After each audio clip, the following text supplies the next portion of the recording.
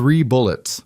That's all it took to end a war that burned through 2 cities, swallowed 14 lives, and turned a woman who once flinched at raised voices into someone who could stand over a dying man and feel nothing but the cold weight of the gun in her hand. But this story doesn't start with bullets.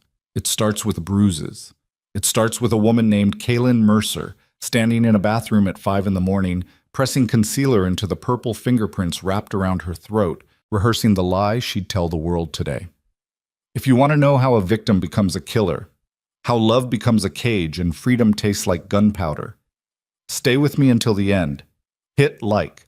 Drop a comment with the city you're watching from so I can see how far this story travels. Now let me take you back to where it all began. Chicago had a way of making everything look clean from a distance. The skyline caught morning light like a row of polished knives, all that glass and steel throwing back the sun as if the city had nothing to hide. But get close enough, and you could smell it. The rot beneath the money, the fear beneath the ambition, the violence humming underneath every handshake that happened in the buildings where deals got made and lives got traded like receipts nobody bothered to keep. Kaylin Mercer knew this because she lived inside the gap between those 2 versions of the city every single day. 28 years old.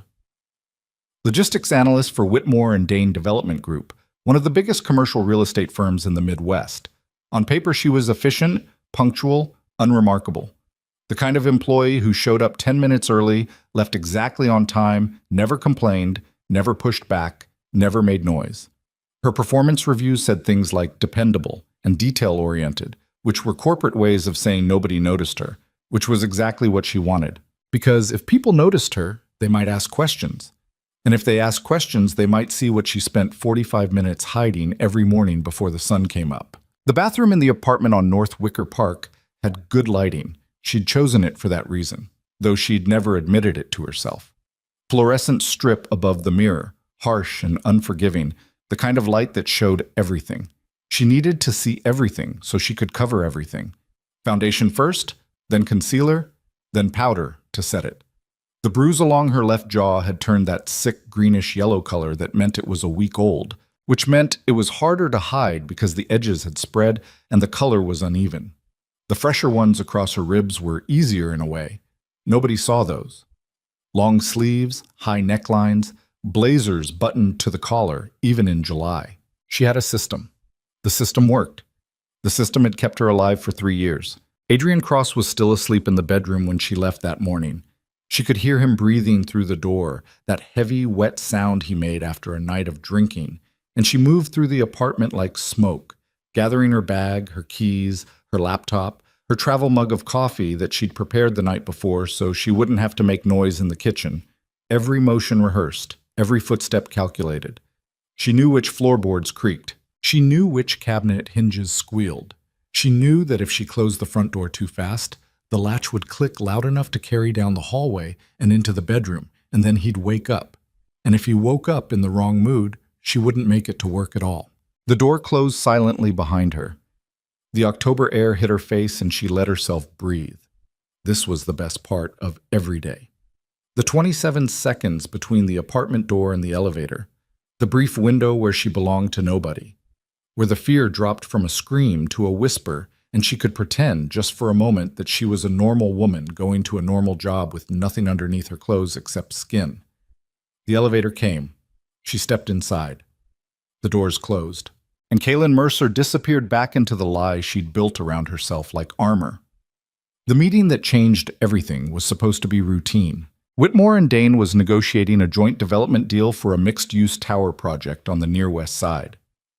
42 stories, retail on the ground floor, luxury residential above, underground parking structure, the whole gleaming package. The kind of project that required sign-offs from city planning, environmental review, zoning variance committees, and about 15 different people who each had the power to kill the entire thing with a single phone call. Kaylin's role was data. She prepared the logistics reports, the construction timelines, the supply chain analyses, the spreadsheets that made complicated things look simple so executives could nod and feel smart. She sat in these meetings the way furniture sits in a room, present, functional, unnoticed. The conference room on the 31st floor of the Whitmore and Dane Tower smelled like new carpet and cold coffee. Floor-to-ceiling windows on two sides, Lake Michigan stretching gray and endless to the east, the city sprawling south and west like a circuit board someone had set on fire. 12 people around the table. Legal, finance, development, project management.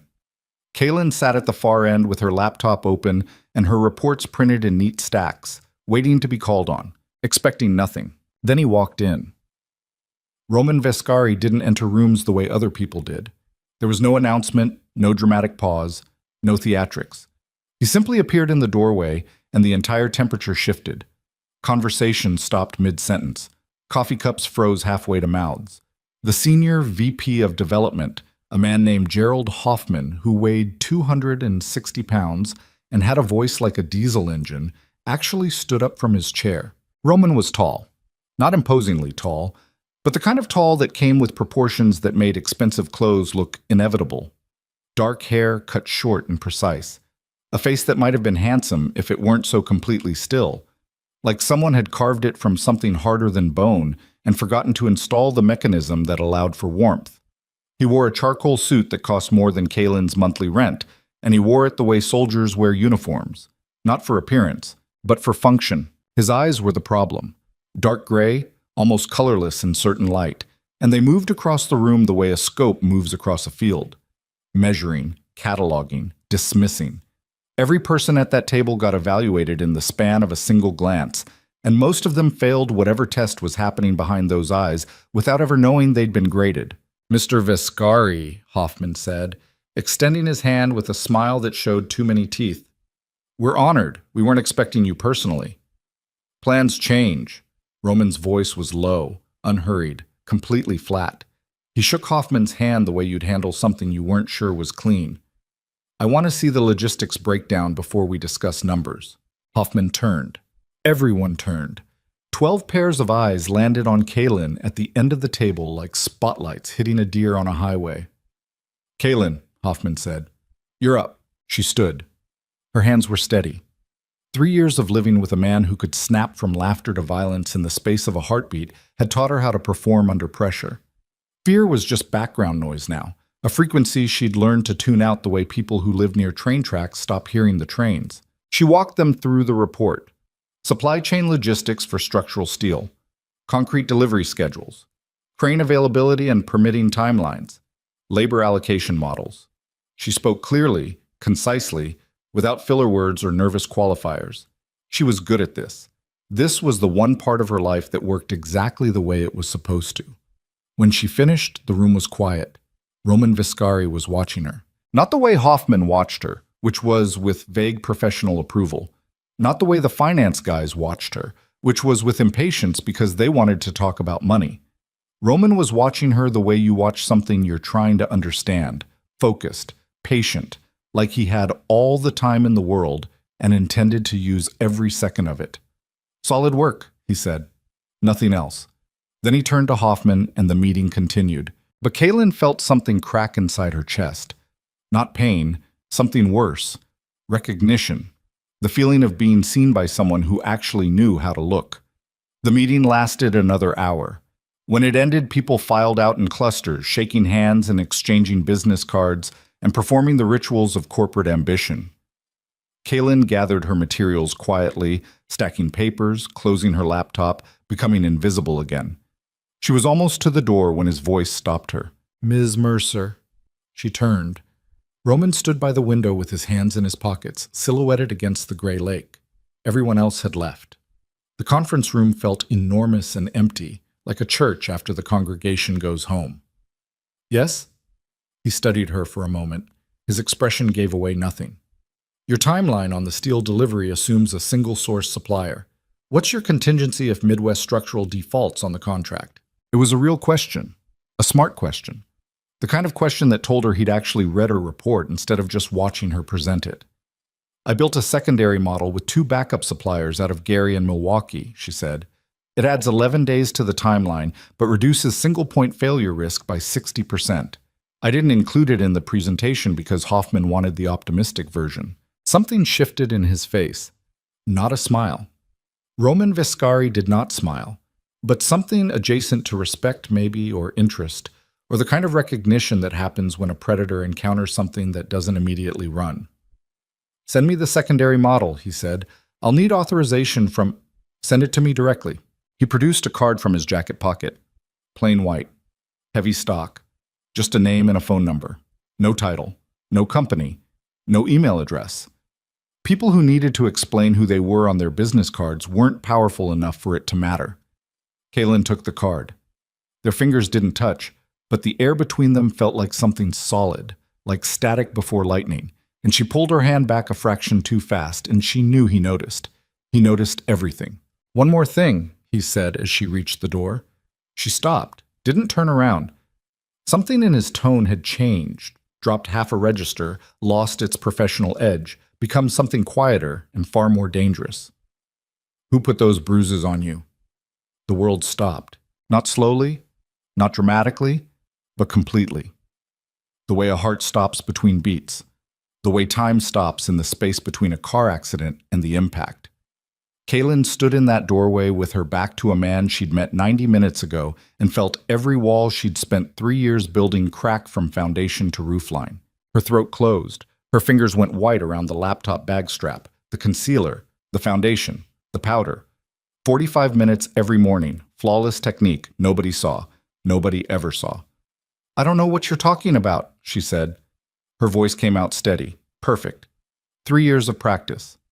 Silence from behind her, long enough to hurt. "Fair enough," Roman said. Not challenging, not pushing, just acknowledging the lie the way you'd acknowledge weather, noting it, filing it away, moving on. "When you're ready to stop surviving and start choosing, call me."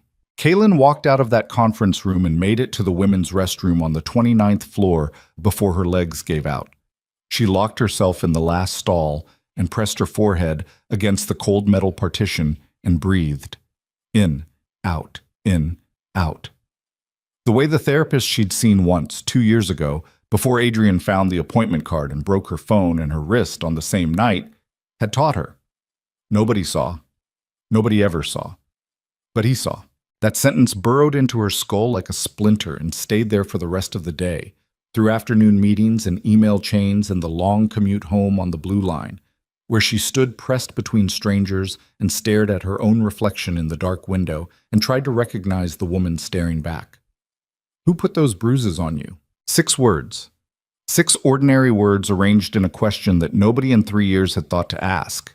Not her coworkers. Not her neighbors. Not her mother in Bloomington, who called every Sunday and accepted every excuse because the alternative was too terrible to consider. Not the ER doctor 14 months ago who'd set her fractured radius and noted "fall downstairs" in the chart without looking up.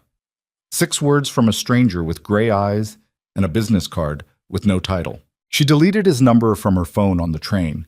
Then she fished the card out of her pocket and stared at it. Then she put it back. Adrian was awake when she got home. She could tell before she opened the door. The television was on. Some sports broadcast, volume cranked loud enough to bleed through the walls. The sound itself wasn't the warning. The warning was what wasn't there. No smell of food, no ambient noise of movement, no signs that he'd done anything all day except sit and drink and stew in whatever poison was eating him from the inside. She opened the door. He was on the couch. 31 years old, 6'2", built like he'd played football in college and spent the years since then replacing muscle with something meaner.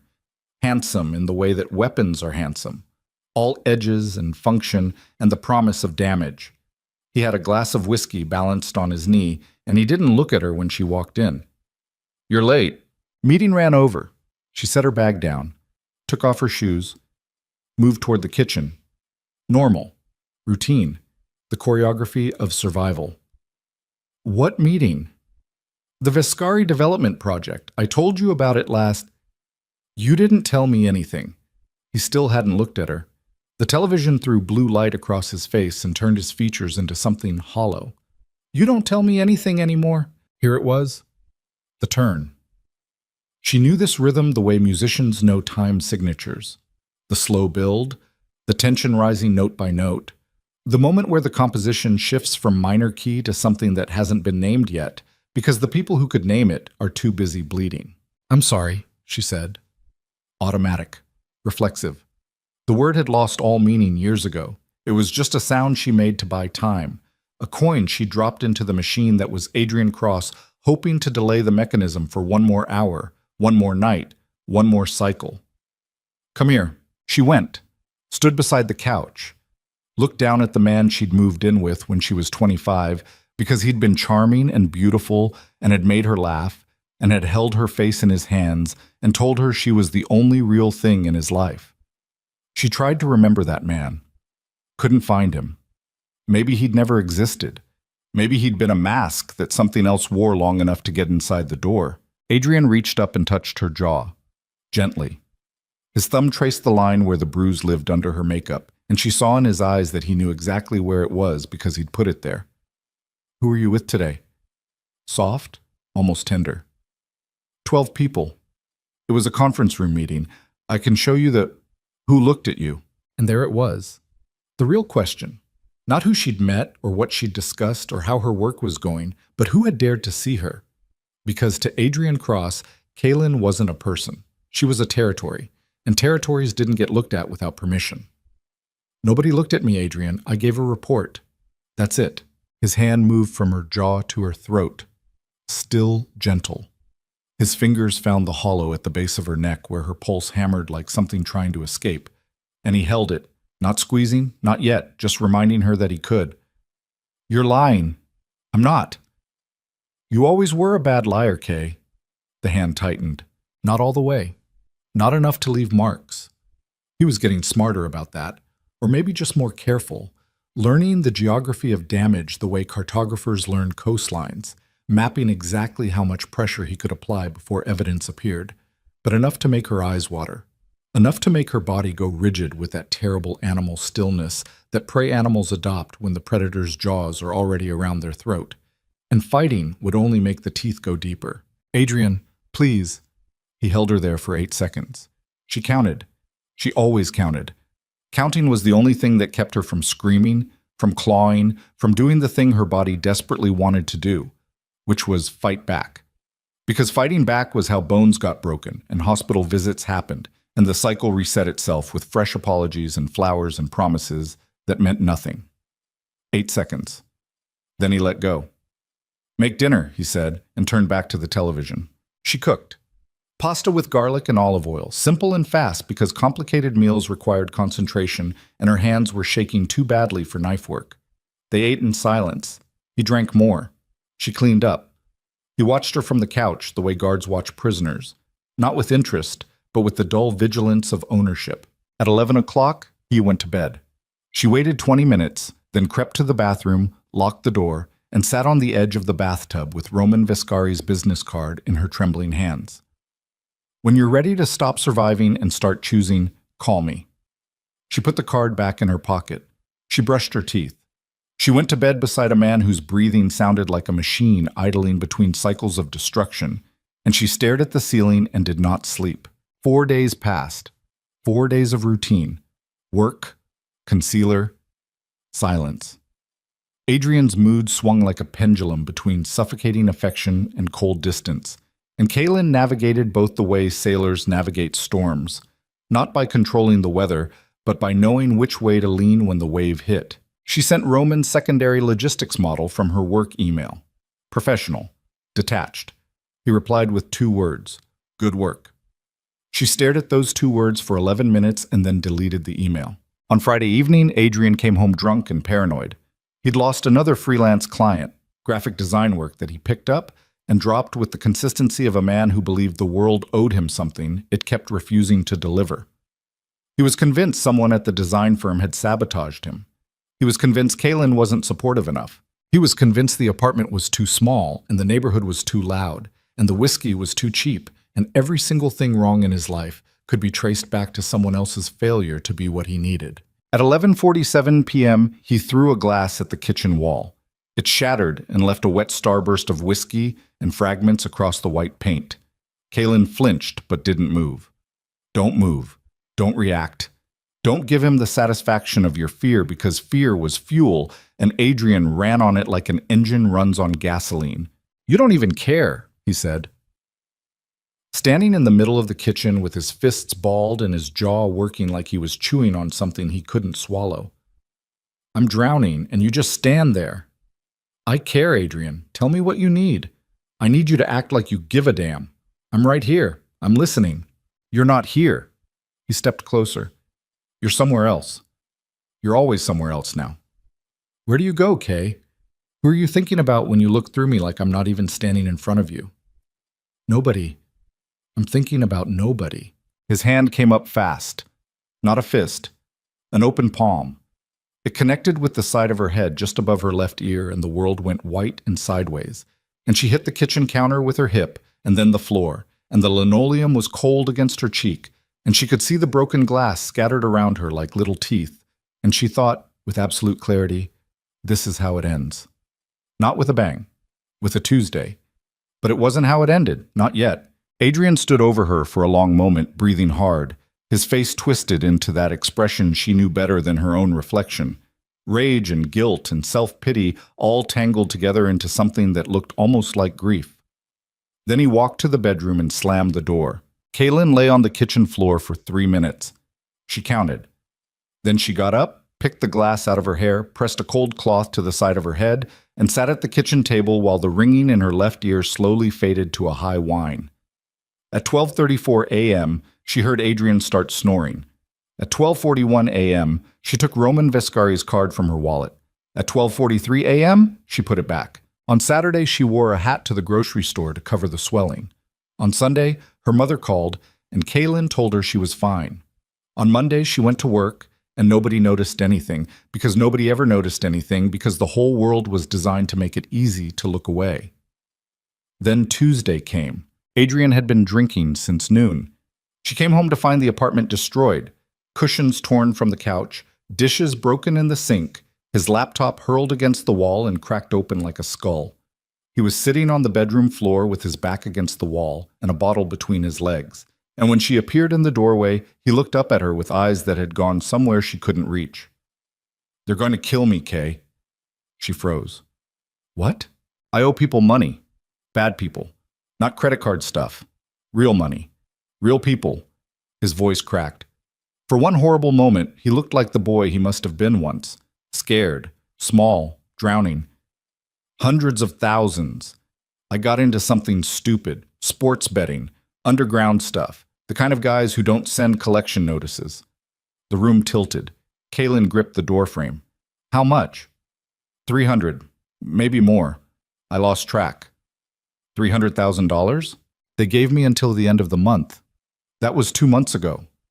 He laughed, a wet, broken sound that had nothing to do with humor. "I'm dead, Kay. I'm already dead." She should have felt something. Fear, maybe. Sympathy. The last dying ember of whatever love had once existed between them. But standing in that doorway, looking at the man who had beaten her, strangled her, broken her wrist, split her lip, and systematically dismantled every piece of her identity for 3 years, Kaylin felt only one thing. Tired. She was so tired. "We need to leave," she said. "Both of us. Tonight." "And go where?" He was crying now, messy and loud, snot running down his lip. "They'll find me. They always find people. That's what they do." "Then we'll figure something out. There's nothing to figure out." He lurched to his feet and the bottle shattered on the floor, and he came at her with that familiar speed, that explosive burst of movement that her body had learned to anticipate the way animals learn to anticipate earthquakes. A tremor in the air, a frequency beneath hearing, and then the ground opens up. His hands found her throat, both hands this time. Full grip. Not a warning, not a reminder. His thumbs pressed into her trachea, and the air stopped, and the world began to shrink from the edges inward, going dark and narrow like a tunnel collapsing. And she could see his face above her, contorted and streaming tears. And he was saying something, but she couldn't hear it because blood was roaring in her ears and her lungs were burning and her fingers were clawing at his wrists. But he was so much stronger. And she was going to die here in this ruined apartment with broken dishes on the floor and a man who claimed to love her squeezing the life out of her body. She kneed him in the groin. Not strategy, not courage. Pure animal survival. The oldest program in the human operating system firing because everything else had shut down. He doubled over and his hands released and she gasped, a raw, shredded sound like tearing fabric. And she ran. Out of the bedroom, across the living room, through the front door that she didn't bother closing behind her. Down the hallway in her socks because there was no time for shoes and she could hear him behind her, stumbling, cursing, calling her name in that voice that switched between rage and tenderness, so fast it made the word itself sound broken. Kaylin. Kay. Wait. I'm sorry. I didn't mean... Kaylin. She hit the stairwell, not the elevator. The elevator took too long and the doors opened too slowly, and he could catch her in the space between the chime and the closing. She took the stairs two at a time, her socked feet slapping cold concrete, 3 flights down to the landing between the second and first floors, where the fluorescent light buzzed and flickered and the walls were painted that institutional green that existed only in stairwells and hospitals and other places where people went when something had gone terribly wrong. She collapsed against the wall, slid down until she was sitting on the concrete with her knees pulled to her chest and her hands shaking so violently she could hear her own bones rattling inside her skin. Above her, somewhere in the vertical darkness of the stairwell, she heard a door open, then close, then nothing. He wasn't coming. He was too drunk, too broken, too deep in his own collapse to chase her down 3 flights of stairs. She sat in that stairwell and pressed her fingers to her throat where his thumbprints were already blooming purple against her skin. She could feel her pulse underneath, fast and terrified and alive. Still counting. She reached into the pocket of her work pants, the same pants she'd worn that morning because she hadn't changed when she got home.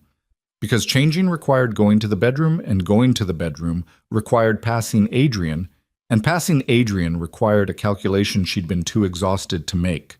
The card was still there. White. Heavy stock. A name and a number and nothing else. Her fingers left damp prints on the paper as she dialed.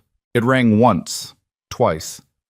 Then a voice she'd heard only once before, in a conference room 31 floors above the city, low and unhurried and completely without surprise, as if he'd been waiting for this exact call at this exact hour on this exact night. Kaylin? Not a question, a confirmation. Her voice broke.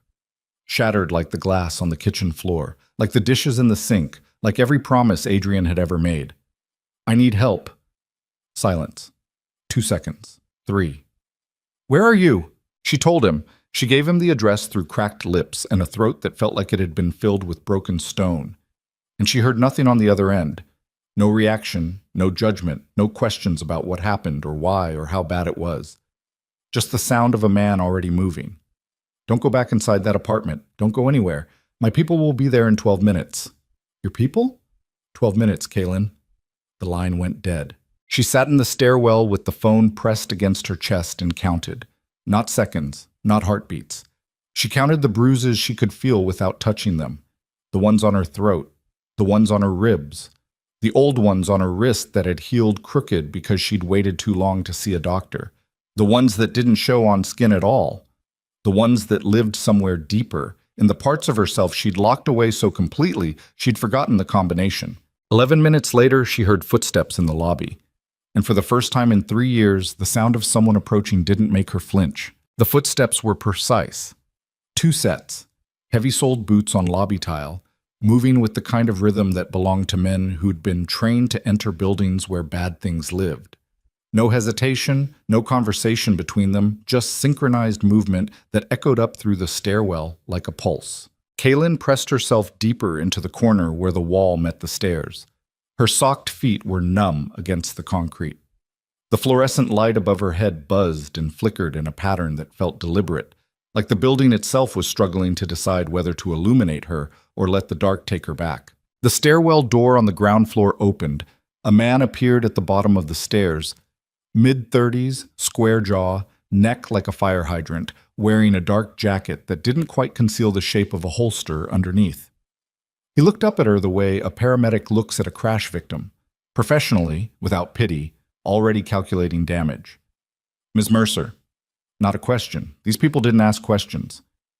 I'm Declan. Mr. Viscari sent us. There's a vehicle outside. Can you walk? She nodded. Wasn't sure it was true.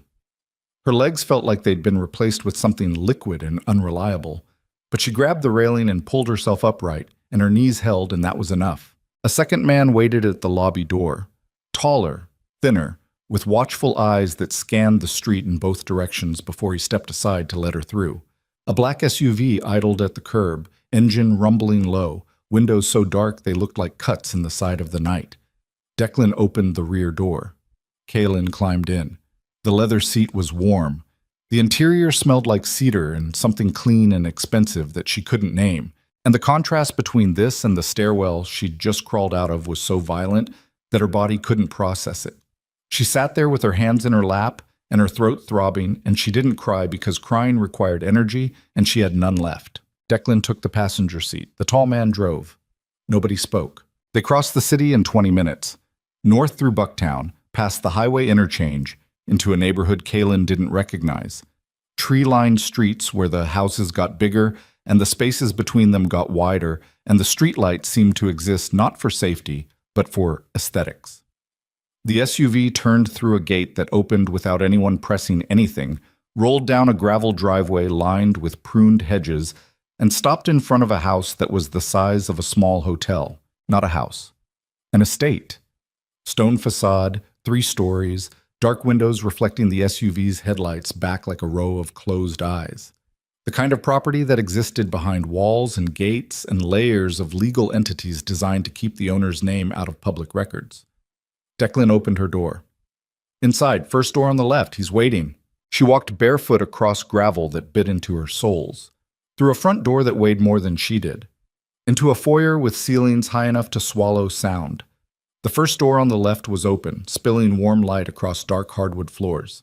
Roman Viscari stood beside a desk in what looked like a study, bookshelves floor to ceiling, a lamp casting amber light that made shadows pool in the corners. He'd changed from whatever he'd been wearing, now in a dark Henley with sleeves pushed to his elbows, showing forearms corded with muscle and laced with faint scars that she cataloged automatically, the way one damaged person recognizes damage in another. He looked at her.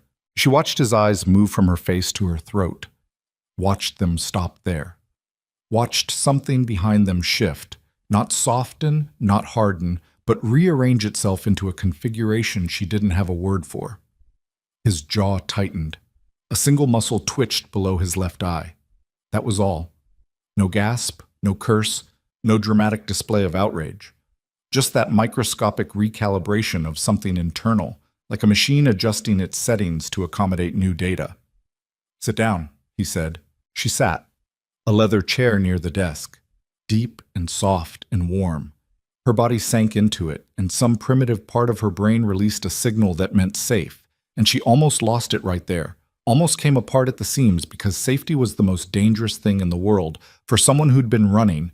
The moment you stop running is the moment your legs remember how tired they are. Roman sat across from her, not behind the desk, in a chair facing hers, close enough that she could see the texture of the scars on his forearms, the faint lines around his eyes that came from years of expressions he didn't allow himself to make in public. "Tell me his name." "Adrian Cross." "How long?" 3 years. "How bad?" She hesitated, not because she didn't know the answer, because nobody had ever asked the question in a way that suggested they actually wanted to hear it. "Bad enough," she said. Roman's hands rested on his knees, perfectly still. She noticed his knuckles, thickened and slightly misaligned, the way knuckles get when they've been broken and reset multiple times. Hands that had done damage. Hands that knew exactly how much force it took to crack bone. "He strangled you tonight." "Yes." "Has he done it before?" "Yes." "Has he used weapons?" "Once, a belt. Mostly his hands." Roman exhaled through his nose. Slow, controlled, the kind of breath that holds something back the way a dam holds back water. Not by being stronger than the current, but by redirecting it somewhere else. "I can have you on a plane by morning," he said. "New city. New name if you want it. A position in one of my operations in Milwaukee, legitimate work, good salary, an apartment in a building with security that would take a tank to get through." He paused. "Or I can make him disappear tonight. Your choice." The room went very quiet. Kaylin stared at him, searched his face for the thing she always searched for, the lie, the angle, the hidden agenda that lived behind every offer anyone had ever made her. Adrian had started with offers too. Help with rent, a place to stay, protection from a world that scared her. Every gift had been a brick in the wall he was building around her. Why? She said. Why what? Why would you do any of this? You met me once, in a conference room, for 90 minutes. Roman didn't answer immediately. He leaned back in his chair and looked at her with those gray eyes that gave away nothing and everything simultaneously. And when he finally spoke, his voice carried a weight that didn't match the words. My mother's name was Elena. She was 31 when my father beat her to death in a kitchen in Cicero while I hid under the basement stairs. I was 9. I could hear everything, every sound, every time she hit the floor, every time she tried to get up, every time she stopped trying. He said it flat, factual, like reading a weather report from a decade ago. She called the police 4 times that year, told her sister twice, went to a shelter once, and every time, the system that was supposed to protect her sent her back to the man who was going to kill her because that's what systems do. They process. They don't protect. Kaylin couldn't breathe. Nobody saw her, Roman said. Everybody looked. Nobody saw. I promised myself that I would never look away again, that's why. And the other part, making him disappear? That's not altruism, that's personal. You don't even know him. I don't need to know him. I know what he is. I've known what he is since I was 9 years old, and I've spent every year since then building the kind of power that makes men like him cease to exist. The silence that followed was the loudest sound Kaylin had ever heard. Milwaukee, she said finally. I want Milwaukee. Something shifted in his expression. Not disappointment that she hadn't chosen the other option. Something closer to respect. Or recognition. The understanding that she was drawing a line, accepting help without accepting violence, and that the line mattered. Milwaukee, he confirmed, my people will handle the logistics. You won't go back to that apartment. Whatever you left behind will replace. Whatever legal steps need to happen will... Restraining orders, lease termination, employment transition. My attorneys will manage it. Your only job right now is to sleep. I haven't slept in 3 years. I know, he said. And the way he said it told her he meant it literally. That he recognized insomnia the way she recognized bruises. By the texture of the skin around the eyes, the micro tremors in the hands, the particular hollow quality that a voice takes on when the body behind it hasn't rested in so long that exhaustion has become structural. A woman appeared in the doorway.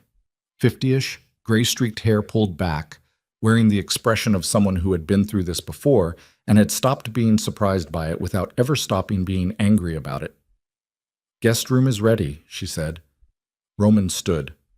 Greta will show you upstairs. There are clothes in the closet. Bathroom has everything you need. The door locks from the inside. That last detail. The door locks from the inside. He'd said it deliberately, precisely, because he understood that for a woman coming from where Kaylin was coming from, a lock on the correct side of a door was worth more than every luxury in the house combined. She followed Greta up a staircase wide enough for 4 people abreast, down a hallway with thick carpet that swallowed her footsteps, into a bedroom that was larger than the entire apartment she'd shared with Adrian. The bed was made with white sheets pulled tight. The window looked out over the back garden, where landscape lighting illuminated rows of trees standing like sentinels against the dark. The door had a deadbolt. She turned it, tested it, turned it again. Then she sat on the edge of the bed and shook for 45 minutes straight. She didn't sleep. But for the first time in 3 years, she didn't have to pretend she was going to. Milwaukee appeared 2 weeks later like something from a dream she'd forgotten she could have. Roman's people moved with the efficiency of a military operation. A 1-bedroom apartment in the 3rd ward. Exposed brick, tall windows, a view of the river that shimmered with city light. The building had a doorman, security cameras on every floor, and a key fob elevator system that required clearance to reach her floor. Her name on the lease was real. Everything else about the arrangement existed behind layers of corporate entities and holding companies that would take a forensic accountant 6 months to untangle. The job was real too. Operations coordinator for a logistics company called Lakeshore Consolidated, which managed warehouse space and distribution networks across Wisconsin and northern Illinois. Kaylin's office was on the 4th floor of a renovated industrial building in Walker's Point, surrounded by people who were smart and busy and didn't ask personal questions because everyone in the company seemed to operate under an unspoken agreement that the past was a country nobody needed to visit. She was good at the work. She'd always been good at work. Work was the machine she could climb inside and operate and predict. The one environment where the rules stayed consistent and effort produced results, and nobody changed the terms of engagement mid-sentence. She managed supply chains, vendor contracts, equipment schedules. She flagged inefficiencies that saved the company hundreds of thousands of dollars in the first quarter. Her supervisor, a no-nonsense woman named Dara Kovac, told her she was the best hire they'd made in 3 years. Kaylin almost believed her, but the bruises were still healing. Not the ones on her skin. Those faded in weeks, yellowing, and then disappearing like watercolors left in the rain. The other ones. The ones that lived in the part of her brain that jerked awake at 2 in the morning because she thought she heard footsteps. The ones that made her flinch when a man at the coffee shop reached past her for a napkin. The ones that made her check the deadbolt 3 times every night and sleep with her phone on the pillow and her shoes by the door, because 3 years of Adrian Cross had rewired her nervous system into a tripwire that stayed taut even when there was nothing left to trigger it. She started therapy. Not because she wanted to. The idea of sitting in a room and talking about feelings made her jaw clench, but because Greta, who turned out to be Roman's household manager and a former social worker, had left a business card on the kitchen counter of the new apartment with a note that said, "She's good. She doesn't ask you to forgive anyone." The therapist was named Joan, 60-ish, short gray hair, a face like a fist that had learned to relax. She didn't do platitudes. She didn't do breathing exercises. She sat in a chair with a legal pad and a pen, and she asked questions that felt like surgery, precise, painful, and necessary. "Tell me about the first time he hit you." "I don't remember." "Yes, you do." Kaylin stared at her. Joan stared back. Neither blinked. 7 months in, Kaylin said. "I burned dinner, chicken. The smoke alarm went off and he was on a work call and he backhanded me across the mouth. Then he apologized for 20 minutes straight and bought me flowers. And we had sex. And I told myself it was a one-time thing, because that's what you tell yourself when the alternative is admitting that the person you love is going to kill you." Joan wrote something down. "And the last time? Tuesday. He strangled me." "How close?" Kaylin touched her throat. The bruises were almost gone now, just a faint yellow shadow that only she could see. "Close enough that I saw lights." "And then?" "And then I called a man I barely know who sent men to pick me up and move me to another state." Joan looked up from her pad. "Roman Viscari." Kaylin went still. "You know him?" "Kaylin, everyone in Milwaukee knows Roman Viscari. The question isn't whether I know him. The question is whether you know what you've gotten yourself into." Something cold moved through Kaylin's stomach. "He helped me." "I'm sure he did, and I'm sure there are women in this city who are alive because of him. But help from a man like Roman Viscari is like taking medicine that hasn't been FDA approved. It might cure you and it might kill you, and either way, you won't know which until it's too late." "What is that supposed to mean?" It means that your pattern, and you do have a pattern, Kaylin, we all do, is trading one form of dependency for another. Adrian controlled you with fear. Be very careful that you don't let someone else control you with safety. Kaylin didn't go back to Joan for 2 weeks after that. When she finally did, she didn't mention Roman, but she thought about him constantly. He called on Thursday evenings. Always Thursday. Always at 8. The conversations were brief and structured, like status meetings. How is the apartment? How is work? Do you need anything? She answered in kind. Fine. Good. No. The exchange lasted 4 minutes, sometimes 5. There was never small talk. Roman didn't do small talk. He communicated the way surgeons operate, with precision, economy, and zero wasted motion. But once, 3 weeks after she'd arrived in Milwaukee, the call went differently. "How are you sleeping?" he asked. "I'm not." Silence. Then, "I didn't sleep for 2 years after my mother died. I'd lie in bed in the foster home and I'd hear the house settling and I'd think it was him. Every creak, every pipe rattling, every car door in the street. My body wouldn't let me close my eyes because closing your eyes is the most dangerous thing you can do when you're not safe." Kaylin gripped the phone so hard her knuckles turned white. "It gets better," he said. "Slowly. In ways you won't notice until one morning you wake up and realize you slept for 6 hours and the first thing you think about isn't where the exits are." Did it get better for you? A pause, longer than his usual pauses. I learned to manage it. That's not the same thing. No, it's not. That was the first honest thing he'd ever said to her. Not the story about his mother, that had been honest too, but weaponized, deployed at the exact moment it would have maximum impact. This was different. This was a crack in the architecture of Roman Vescari, a tiny fissure that let light into a space he kept sealed, and Kaylin felt it the way you feel a match strike in a dark room. Sudden, warm, and impossible to ignore. She started wanting Thursday evenings. That was the first sign. 2 months in, the wanting became specific. She wanted to hear his voice.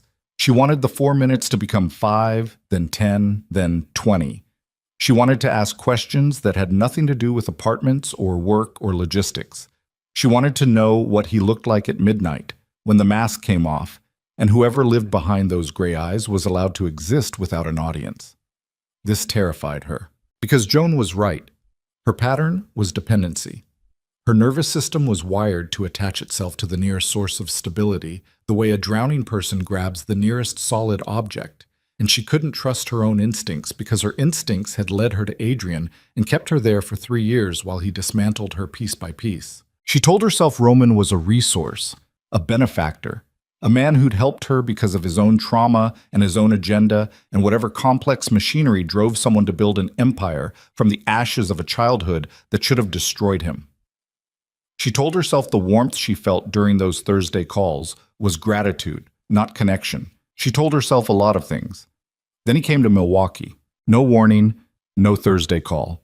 Just Declan ringing her apartment buzzer at 7 on a Saturday morning, saying Mr. Vescari is downstairs. She looked like wreckage, hair unwashed, wearing an oversized t-shirt and sweatpants. No makeup, which meant her face was exactly what it was. That 28 years old, sharp-featured, dark circles under her eyes that no amount of sleep would fully erase. A small scar above her left eyebrow from the time Adrian had shoved her into the bathroom doorframe. She almost didn't go down. Almost told Declan to say she was sick, she wasn't available, she needed notice before unannounced visits, because showing up without warning was a thing that Adrian used to do, and her body couldn't tell the difference yet between surprise and threat. But she went down. Roman was standing beside the SUV in the building's parking garage. Same still posture, same gray eyes. But something about seeing him outside the context of conference rooms and late-night phone calls made him more real and less manageable, like a photograph that had been flat on a screen suddenly becoming three-dimensional and stepping into the room. I should have called first, he said. Not an apology, an acknowledgement. Yes, you should have. He accepted that. No deflection, no excuse, no charm offensive. I'm looking at a property in Bayview. I want your assessment. The logistics, supply chain access, zoning flexibility, 2 hours of your time. It was a Saturday. She could have said no. She was allowed to say no now. That was the whole point of Milwaukee, the whole point of the new apartment and the new job and the deadbolt that locked from the inside. She was allowed to say no to anyone, including the man who had made all of it possible. Give me 20 minutes, she said. She showered in 8, dressed in 12, spent the last minute staring at herself in the bathroom mirror, trying to find the line between professional courtesy and something else. The line was blurry. She stopped looking. The property was a massive warehouse complex on the south side, empty, industrial, surrounded by overgrown lots and rusted fencing. Roman walked through it the way a general walks through territory he intends to conquer, measuring everything, touching walls and support beams, looking at ceiling heights and loading dock configurations with an eye that missed nothing. Kaylin found herself doing what she did best, analyzing, calculating, seeing the potential buried under the decay. She talked about truck access routes and railroad proximity and utility infrastructure and tax increment financing opportunities. And Roman listened to every word with the same intensity he'd shown in that conference room in Chicago, and somewhere in the middle of a sentence about freight logistics, she realized he was standing very close to her and she hadn't moved away. They ended up at a diner 3 blocks from the warehouse. Vinyl booths, coffee that tasted like it had been brewed during the previous administration, a waitress who called everyone Han, and didn't look twice at the man in the $4,000 jacket sitting across from the woman in Target jeans. You're smarter than anyone at Lakeshore knows, Roman said, flat, factual, the same tone he used for everything. They know I'm good at my job. That's not the same as knowing what you're capable of. He turned his coffee cup in his hands, slow, deliberate. I need someone to oversee the acquisition and development pipeline for the entire Midwest corridor. Properties, logistics, zoning strategy, vendor management. The scope is 10 times what you're doing now. Kalen's breath caught. That's not an operations coordinator role. No, it's not. You're talking about a director-level position. I'm talking about the person who runs the operational backbone of everything I'm building in this region. Salary, equity stake, full authority. You'd report to me directly. I've worked for you for 2 months. You've worked at a desk for 2 months. You've been doing this kind of thinking your entire career. The difference is, nobody gave you the room. She looked at him across the table. The fluorescent diner light was merciless. It showed the texture of his scars, the tiredness around his eyes, the way his jaw stayed permanently set in a line that suggested he was always, at some level, bracing for impact. He wasn't handsome. He was something more complicated than handsome. He was the kind of face you couldn't stop studying because it contained contradictions that didn't resolve. Violence and patience, coldness and grief, power and the memory of powerlessness. "What aren't you telling me?" she said. His eyes met hers, held. "What do you mean?" "I mean, you pulled me out of a stairwell, moved me across state lines, gave me a job, an apartment, and now you're offering me the keys to a regional empire. People don't do that." "I do." "Why?" "I told you why. You told me about your mother. That explains the rescue. It doesn't explain this." She gestured between them, at the table, the coffee, the diner, the 2 hours they'd spent walking through an empty warehouse talking about supply chains while the space between them grew smaller and more charged. "What do you want from me, Roman?" He looked at her for a long time. The diner hummed around them, grease popping on a grill, silverware clinking, the waitress laughing at something in the kitchen. Normal sounds, the sounds of a world that operated on simple transactions and straightforward desires. Roman didn't live in that world. Neither did she. Not anymore. "I want you to be the person you would have been if nobody had ever broken you," he said, "and I want to watch it happen." The words landed in her chest like something heavy and warm and terrifying. She took the job. She shouldn't have. Joan would have told her she shouldn't have. Her own survival instincts, scorched and battered but still functioning, tried to tell her she shouldn't have. But something in the way he'd said it, not as a command, not as a seduction, but as a simple declaration of intent, bypassed every warning system she had and spoke directly to the part of her that had been locked in a dark room for 3 years and was desperate to believe that someone could open the door without expecting ownership in return. The new role consumed her. 18-hour days, properties across Wisconsin, Illinois, and Indiana. Warehouse acquisitions, zoning negotiations, contractor management. She built systems from scratch, hired teams, implemented processes that turned chaotic operations into machinery that hummed. She was good. She was exceptional. And every week the scope expanded, and every week she expanded with it, becoming someone she didn't recognize in the bathroom mirror. Sharper, more certain, more willing to take space in a room instead of shrinking into corners. Roman watched from a distance. Thursday calls continued. He visited Milwaukee twice a month. Their meetings grew longer, more detailed, more charged with something that lived in the pauses between sentences and the moments when their eyes caught and held a beat too long. She didn't touch him. He didn't touch her. The space between them became its own kind of electricity. Contained, pressurized, waiting. Then, 4 months into Milwaukee, Kalen found the file. She was reorganizing the financial records for a warehouse acquisition in Kenosha. Standard due diligence, title searches, environmental assessments, tax histories. But one of the shell companies on the title chain didn't match the records in Lakeshore's system. She traced it through 3 holding companies, 2 offshore accounts, and a trust registered in Delaware to a series of transactions that made no financial sense unless money was being moved through the property specifically to be cleaned. She pulled more files, different properties, different cities. The pattern was everywhere. Acquisitions purchased above market value, renovations billed at triple cost, vendor payments to companies that existed on paper and nowhere else, money flowing in dirty and coming out scrubbed and legitimate, washed through the infrastructure she had built, the infrastructure she managed, the operations she oversaw, every contract she had signed, every vendor she had approved, every acquisition she had processed. All of it was part of a machine designed to launder money through real estate. And Kaylin Mercer, the woman who had been rescued and relocated and promoted and empowered, was the mechanism that made it work. Her hands were shaking when she closed the laptop. Not the trembling of fear, something worse. The trembling of a person who has just realized that the ground beneath them was never solid, that every step they took was on a surface that someone else controlled, and that the freedom they thought they'd earned was just another room with a lock on the wrong side of the door. She picked up her phone, dialed the number she knew by heart now. It rang once. "Kaylin, tell me the truth." Her voice came out flat, dead. The voice of a woman who had already decided what the answer was and was just waiting for confirmation. "Tell me what I've been doing for the last 4 months." Silence. 3 seconds. 4. 5.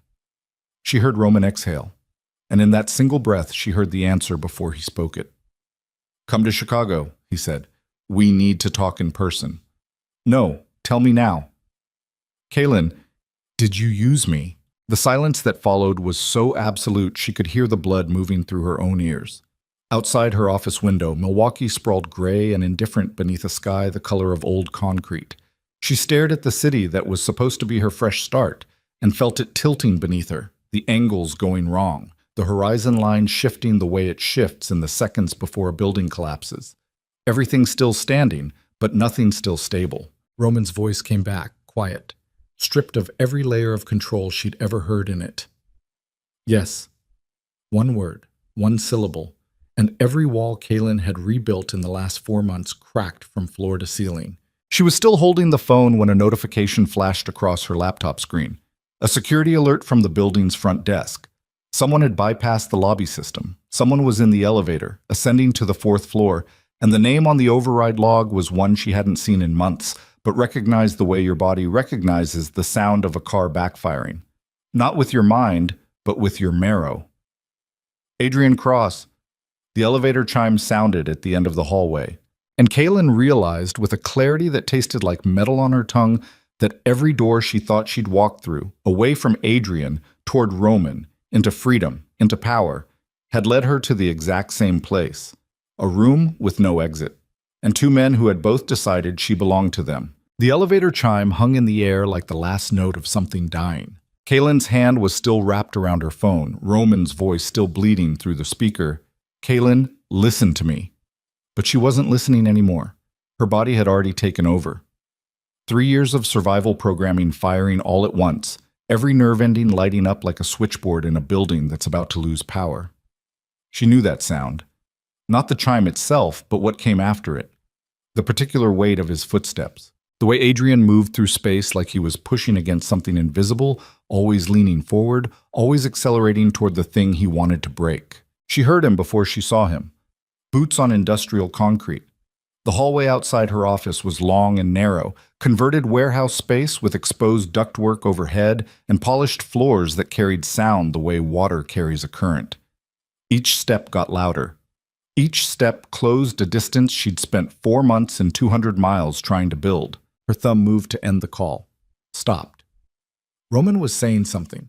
"Don't hang up. I'm sending Declan. He's 20 minutes out." And 20 minutes was a lifetime. 20 minutes was a novel. 20 minutes was longer than it had ever taken Adrian to do the worst thing he was capable of. She ended the call. The phone went into her jacket pocket.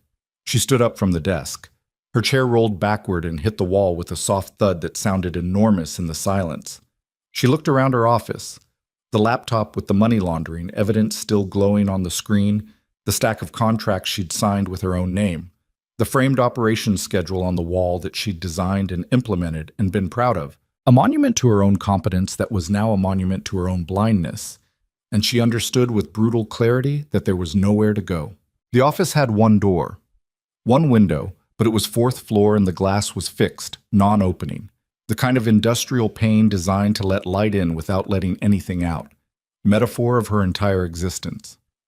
She could lock the door. The lock was a standard commercial deadbolt, solid enough for normal circumstances. and nothing about Adrian Cross had ever been normal circumstances. She locked it anyway. Then she stepped back from the door and stood in the center of the room and waited. The footsteps stopped outside. 3 seconds of silence. She could hear him breathing through the door. That wet, heavy rhythm she knew from 1,000 nights of lying awake in the dark, calibrating the depth and speed of his breath to determine whether he was asleep or pretending, whether the monster was dormant or just waiting with its eyes closed. The door handle moved, slowly, tested, found locked. Kay, his voice. 4 months since she'd heard it, and her body responded before her mind could intervene. Shoulders pulling inward, chin dropping, hands pressing flat against her thighs. The flinch response. The posture of a woman making herself small because small targets get hit less. She caught herself doing it and forced her shoulders back, forced her chin up, forced her hands into fists at her sides, and the effort it took to override 3 years of conditioning made her teeth ache. Kay, open the door. How did you find me? A sound through the door, not quite a laugh. You think I ever lost you? I knew where you were 2 weeks after you ran. The building, the apartment, the job, all of it. I've been watching, baby. I've been patient. Her stomach dropped. The floor beneath her feet felt suddenly theoretical, like it might decide at any moment to stop being solid. 2 weeks. He'd known for nearly 4 months. Every night she'd checked the deadbolt 3 times. Every morning she'd walk to work scanning the street for his face. Every therapy session she'd spent unraveling the damage he'd caused. And he'd been there. Somewhere. Watching. Patient the way a trap is patient. Adrian, there's a restraining order filed in Cook County, Illinois. We're in Milwaukee County, Wisconsin. Different jurisdiction. You want to call the cops? Go ahead. By the time they get here, we'll have talked, and I'll be gone. And it'll be your word against mine that I was ever here at all. He'd done research. That was new. Adrian didn't do research. Adrian operated on instinct and rage, and the kind of animal cunning that didn't require planning because it didn't require permission. The fact that he'd researched jurisdictions meant something had changed. Something had made him smarter, or desperate enough that desperation was functioning as intelligence. I don't want to talk to you, she said. Yeah, well, I didn't want to spend 4 months tracking you across state lines either, so I guess neither of us is getting what we want. A pause. Something shifted in his tone, dropped lower, got softer, found that register he used when the violence was over and the apologies began. I'm in trouble, Kay. Real trouble. The people I told you about, the money I owe, they're not waiting anymore. That's not my problem. It became your problem the second your new boyfriend decided to get involved. Kaylin went very still. What? Biscari. Yeah, I know about him. I know about all of it. The apartment he set you up in, the job, the whole rescue operation. Real knight in shining armor stuff. The softness evaporated from his voice. What replaced it was something she hadn't heard before. Not rage, not self-pity, but a cold, calculated bitterness that sounded rehearsed, like he'd been practicing this speech for months. You want to know something funny? The people I owe money to, the syndicate, they know Viscari too. They do business with him. Or they used to. Until he started squeezing them out of territories they've held for 15 years. So now they've got 2 reasons to come after him. Money and territory. And guess what connects all of it? She didn't answer. She didn't need to. You, Kay.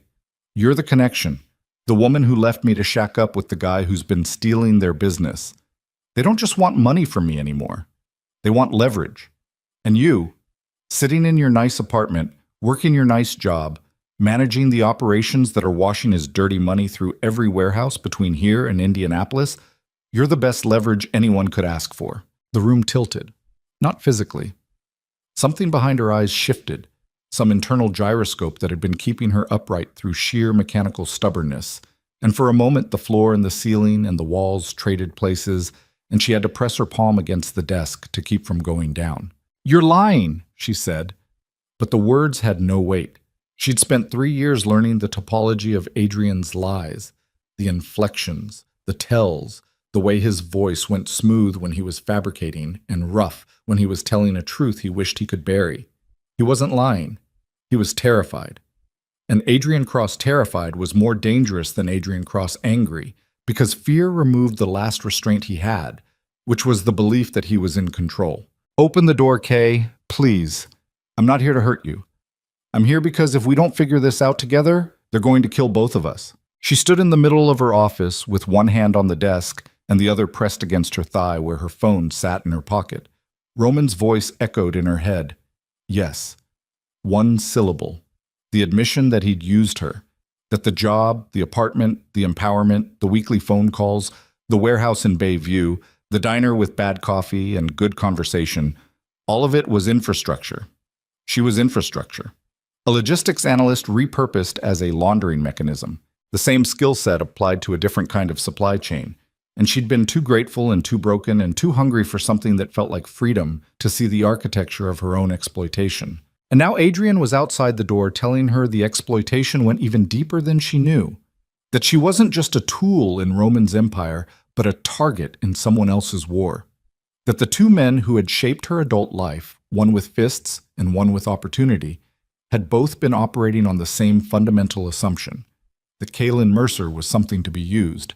She unlocked the door, not because she trusted Adrian, not because she'd forgiven him, not because she believed for 1 second that his presence on the other side of that door was motivated by anything other than self-preservation. She unlocked it because the door had already stopped mattering, because every locked door in her life had eventually opened, and the person who opened it was never the person she wanted it to be. Adrian stood in the hallway looking like something the city had chewed up and considered spitting out, but decided to keep chewing. He'd lost weight, maybe 20 pounds, enough to make his cheekbones sharp and his eyes too large for his face. His clothes were wrong, a jacket that didn't fit right, jeans that were dirty at the knees, shoes that hadn't been cleaned in weeks. The handsome architecture of his face had collapsed into something gaunt and frantic, and his hands were shaking, not with rage, but with the kind of tremor that comes from sustained chemical intake, alcohol, maybe pills, maybe both, and sustained terror. He looked at her the way a man looks at a lifeboat. "Don't touch me," she said. "Don't come in. Talk from there." He nodded, leaned against the door frame. His eyes moved past her to the office, scanning it the way he scanned every room, cataloging exits and angles and objects that could be weapons, a habit she now recognized as something they shared, something the damaged learned to do the way other people learned to breathe. "The syndicate is called the Moretti family," he said. "Salvatore Moretti runs it. Old school, brutal. They've been controlling gambling operations and loan distribution across the northern Midwest for 20 years. I got into their sports betting network through a guy I met at a bar. It was supposed to be small, 1,000 here, 2,000 there. Then I started losing, and they started lending, and the interest was 30% monthly, and by the time I understood what was happening, I was in for 300 and change. You told me this already, in the apartment. The night I tried to kill you." "Yeah." He said it without flinching, without the theatrical remorse he used to deploy like a weapon of its own, just flat acknowledgement. "I know what I am, Kay. I'm not here to pretend I'm something else." That stopped her. In 3 years, Adrian had never once described his violence without euphemism, without redirection, without the elaborate self-deception that allowed him to hit her and then explain why hitting her was actually a symptom of how much he loved her. This raw admission, "I know what I am," was either the most honest thing he'd ever said or the most sophisticated manipulation he'd ever attempted, and Kaylin couldn't tell which. And the inability to distinguish between the two was its own kind of torture. "After you left," he continued, "the Morettis increased pressure. They sent people to the apartment, not to collect, to demonstrate. They broke my hand." He held up his left hand. The ring finger and pinky were splinted with dirty tape, the skin around the splint mottled purple and yellow. "Then they told me they knew about you. They had photos, your new address, your building, your route to work. They said if I didn't deliver what I owed plus interest, they'd take you instead and use you to get to Viscari." "Use me how? How do you think?" His voice cracked. "You're living in his building, working in his company, handling his operations. You're either his woman or his asset or both, and either way, getting to you gets to him. They want territory back. They want the money I owe, and they want Viscari to bleed." Kaylin stared at him. The man who had strangled her stood 5 feet away with broken fingers and terror in his eyes, telling her she was a target in a war she didn't know existed. And the perverse geometry of the situation was that he was the only person in the last 24 hours who had told her the truth without being asked twice. "Why come here?" she said. "Why tell me?" "Because they gave me a choice. Deliver you or die. And I'm a lot of things, Kay, but I'm not—" He stopped, swallowed. His jaw worked around something he couldn't quite form into words. "I'm not going to hand you to someone worse than me." She almost laughed. The absurdity of it. The grotesque comedy of a man who had beaten her for 3 years, drawing a moral line at selling her to a crime syndicate, as if there were gradations of monstrosity that mattered, as if the fact that he'd chosen not to commit one particular atrocity somehow redeemed or reduced all the others. "You need to leave," she said. "Kay, now, before Roman's people get here. Because if Declan walks through that lobby and finds you standing at my door, you won't make it back to Chicago." Adrian's face changed. Something moved behind his eyes. Not fear, though that was there too, but a recognition of the territory she now occupied. She was speaking a language he understood. Threat, consequence, the calculus of violence. She was no longer the woman on the kitchen floor. She was someone who knew what Declan was capable of and used that knowledge as leverage. And Adrian saw it. And what he felt in that moment was visible on his ruined face like weather on a plane. Shock, grief, and something that might have been respect if he were capable of respect that didn't curdle into possession. "Be careful with him," Adrian said. He pushed off the doorframe, took a step back into the hallway. "Viscari, I know you think he saved you. Maybe part of him did, but I talk to people. People who've worked for him, people who've crossed him. He doesn't protect people because he's good, Kay. He protects people because it makes him feel like he's not his father. And the day you stop serving that purpose, the day you become a problem instead of a project, you'll find out what he really is." He turned and walked down the hallway. She listened to his footsteps recede, heard the elevator chime, heard the doors close, heard silence fill the space where he'd been like water filling a hole. She closed her office door, locked it, sat down at her desk, stared at the laptop screen where the evidence of Roman's money laundering operation glowed in neat columns and carefully disguised transaction chains. Her phone rang. Roman. She let it ring. 4 times, 5, 6. Then she answered. "Declan is 8 minutes out," Roman said. His voice was different now. Tighter, faster. The composure cracked in places she'd never heard crack before. "Are you hurt?" "No." "Did he touch you?" "No." "What did he say?" "He said a lot of things. Most of them were true." She paused. Let the silence stretch. Let him sit in it. "He told me about the Moretti syndicate. He told me I'm a target. He told me the work I've been doing for you doesn't just wash money. It puts me in the crosshairs of a war you've been fighting for years." Silence from Roman. She could almost hear him recalculating, the way you can almost hear a machine adjusting gears when the load changes. "Come to Chicago," he said. "Tonight. I'll explain everything." "You had 4 months to explain everything. You chose to let me sign contracts and manage operations and build your infrastructure without telling me that every spreadsheet I touched was part of a criminal enterprise. You don't get to explain on your schedule anymore." "Kaylin, I'll come to Chicago, but not tonight, tomorrow, on my terms. And when I get there, you're going to tell me everything. Every deal, every transaction, every operation, every body buried under every property I've helped you acquire. And if I find out you're still lying, even about one thing, I'm going to the FBI with everything I've got." The silence that followed was enormous. She could feel his presence through the phone the way you can feel weather changing, a shift in pressure, a heaviness in the air that precedes something catastrophic. "Tomorrow," he said finally, "I'll send a car.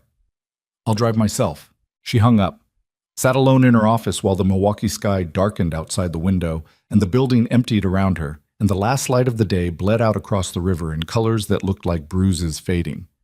At 9 o'clock, she opened the laptop again. She spent 4 hours copying files, every transaction record, every shell company trace, every contract with her signature on it, every vendor payment that went to a company that didn't exist. She put them on 2 encrypted drives, one for herself, one for a safe deposit box she'd open in the morning at a bank that had no connection to Roman Viscari or Lakeshore Consolidated or any entity in his constellation of influence.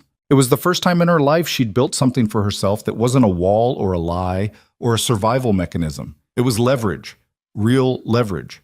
The kind of power that didn't depend on a man's goodwill or a locked door or the ability to make herself small enough to avoid a fist. She drove to Chicago the next morning in a rental car she paid for with cash. 3 hours on I-94 through flat gray farmland under a sky that couldn't decide whether to rain or not.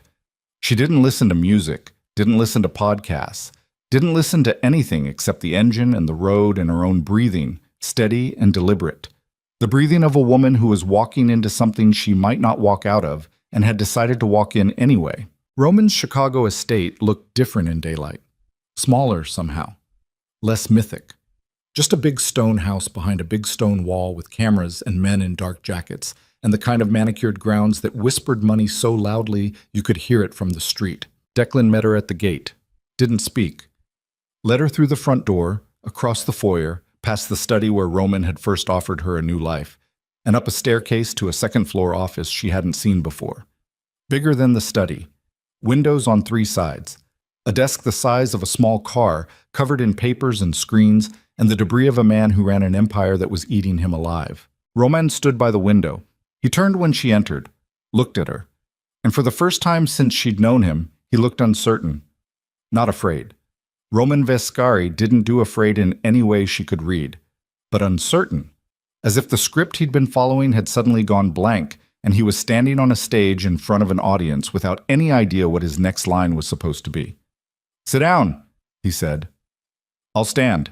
He accepted that, nodded once, moved to the desk and placed both hands flat on its surface, fingers spread, like a man trying to hold something down. "Ask," he said, "how much of what I've been doing is legitimate? 60%, maybe 65%. And the rest? Money movement, revenue from operations that don't appear on any official ledger. Gambling, protection fees, some narcotics distribution, though I've been pulling out of that for 3 years. Through my contracts, through my logistics systems." Yes, the word landed between them like a body falling from a height. Kaylin felt the impact in her chest, not pain, not surprise because she'd already known, but a kind of seismic finality, the sensation of the last small piece of denial crumbling and leaving nothing between her and the full scope of what had been done to her and what she had unwittingly done. "Did you plan this from the beginning?" she said. "From the conference room?" Roman's hands pressed harder against the desk. She watched his knuckles go white. "No. The conference room was real. What I saw in you was real. The decision to bring you into the operation came later, after you were already in Milwaukee. I needed someone with your skill set, someone who could build systems that looked legitimate because the person building them believed they were legitimate. So you needed me ignorant. I needed you effective. The ignorance was..." He stopped, closed his eyes. When he opened them, something behind the gray had shifted, not softened, but stripped, like paint coming off a surface to reveal whatever was underneath. "The ignorance was the part I told myself didn't matter. I was wrong." "You were wrong." She repeated it back to him flat, toneless, the way you'd repeat a diagnosis. "You used a woman who came to you broken and desperate, and you exploited her skills and her trust and her need to feel confident and safe. You did exactly what Adrian did, Roman. You just used a nicer room." The words hit him. She watched them hit, watched the impact travel through his body like a shockwave. His jaw clenched, his shoulders pulled back, the muscles in his forearms tightened until the scars stood out white against the skin. He didn't argue, didn't defend, didn't deflect. He stood behind his desk and absorbed it the way a wall absorbs a blow. And what she saw in his face was not the composed mask she'd studied for months, but something raw and terrible underneath. The face of a boy who'd hidden under basement stairs and sworn never to become his father, and had become something else instead. Something he was only now recognizing had its own kind of cruelty. "I have copies of everything," she said. "Every transaction, every shell company, every contract. It's encrypted and stored in locations you don't control. If anything happens to me, anything, it goes to federal prosecutors." Roman nodded slowly. "I'd expect nothing less." "This isn't a compliment. This is a threat. I know what it is. They stared at each other across the desk. The sunlight through the windows was cold and white, and it made the room feel like an operating theater. Sterile, exposed, every surface reflective and hard. Two people standing in the wreckage of a thing that might have been real if it hadn't been built on a foundation of lies, and neither of them willing to look away first. "What do you want?" Roman asked. Quiet. The quietest she'd ever heard him. "I want to know if the Moretti threat is real." "It's real." "How real?" "Salvatore Moretti has been expanding north for 5 years. I've been pushing back for 3. 6 months ago, he lost a major distribution corridor that ran through Kenosha, a corridor that my operations, your operations, replaced. He lost revenue. He lost face. He's old school. For men like him, losing face is worse than losing money. In Adrian's debt, 100,000 was real. The rest was manufactured. Moretti's people inflated it to create leverage. Adrian was never going to pay it off because he was never supposed to pay it off. He was supposed to lead them to you, and you were supposed to lead them to me. Kaylin's breath stopped. The room receded. She was standing in the middle of a web that had been woven around her by men on every side. Adrian, Roman, Moretti, each of them pulling different threads, each of them treating her as a means to an end, each of them so focused on their own war that the woman at the center of it had been reduced to a coordinate on a map, a piece on a board, a variable in an equation designed by people who had never once asked her what she wanted. Her phone buzzed. A text from an unknown number. She looked at it. A photo. Her apartment building in Milwaukee. Her window, lit from inside by the lamp she'd left on, a habit she'd developed because coming home to a dark apartment triggered the same panic response as coming home to Adrian in a dark room. The photo was taken from the street, taken tonight. The timestamp was 40 minutes ago. Below the photo, 3 words. "We see you." She showed Roman the phone, watched the color leave his face, watched his hand move to the desk drawer and come out with a phone of his own, already dialing, already issuing orders in a voice that had gone flat and mechanical, the voice of a man shifting from human to operational in the space between one heartbeat and the next. "Pull the Milwaukee team in, full perimeter on the estate. Get Dara out of the Walker's Point building. Sweep Kaylin's apartment. Don't enter, just thermal scan and report." He hung up, looked at her. "You can't go back to Milwaukee." "I figured that out." "You'll stay here. The estate has—" "I'm not staying in your house, Roman. This is not the time for— There's no time that's right for me to move into the house of a man who just admitted he used me as a money laundering tool. I'll find a hotel." "You'll be dead in a hotel." The sentence hung in the air between them, blunt and ugly and true. Kaylin looked at him, and he looked at her. And the math was simple and merciless. She couldn't go back to Milwaukee because Moretti's people were there. She couldn't go to a hotel because Moretti's people would find her. She couldn't go to the police because the police would find the money laundering and she'd go to prison. She couldn't go to the FBI because Roman had enough influence to bury her before the indictment was written. She couldn't go home to her mother in Bloomington because leading these people to her mother's door was a death sentence for a woman whose only crime was calling every Sunday and believing every lie. Every exit was locked. Every road led backward.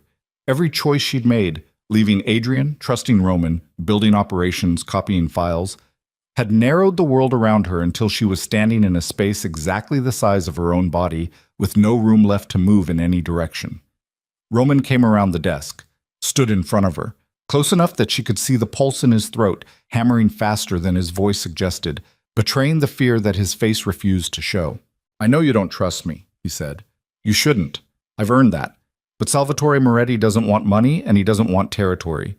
He wants to send a message. And the message he wants to send involves you in a room with men who will make Adrian Cross look like a minor inconvenience." Her hands were shaking again.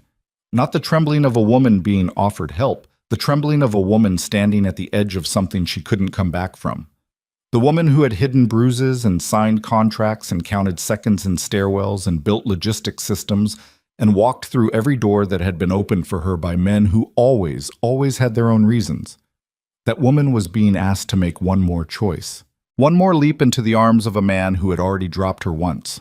"If I stay," she said, "it's not as your project, not as your asset, not as the woman you saved so you could feel less like your father. If I stay as someone who has the power to destroy you and has chosen not to. Yet, Roman looked at her, and in his eyes she saw something she'd never seen there before. Not respect, not desire, not the cold calculation of a man measuring the utility of the person in front of him. She saw fear, real fear.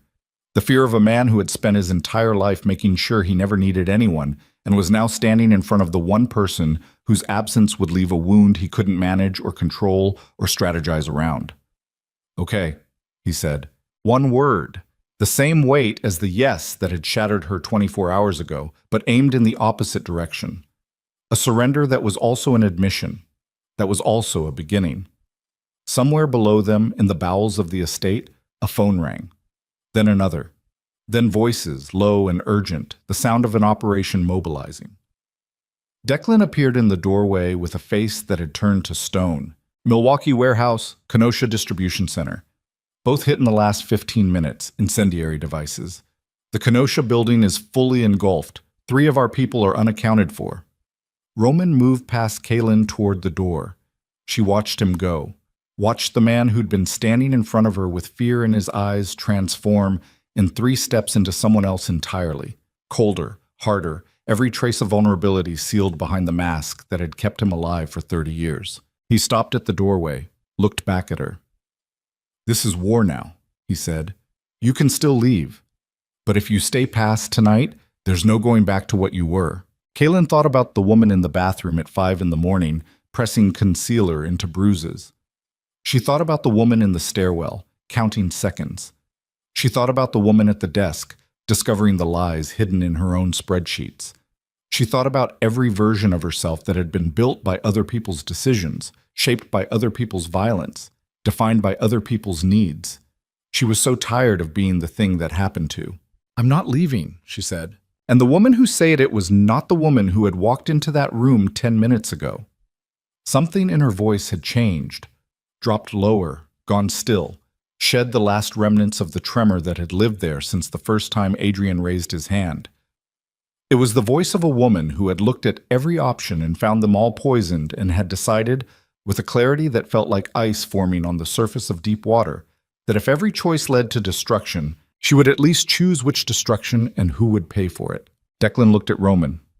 Roman looked at Kaylin.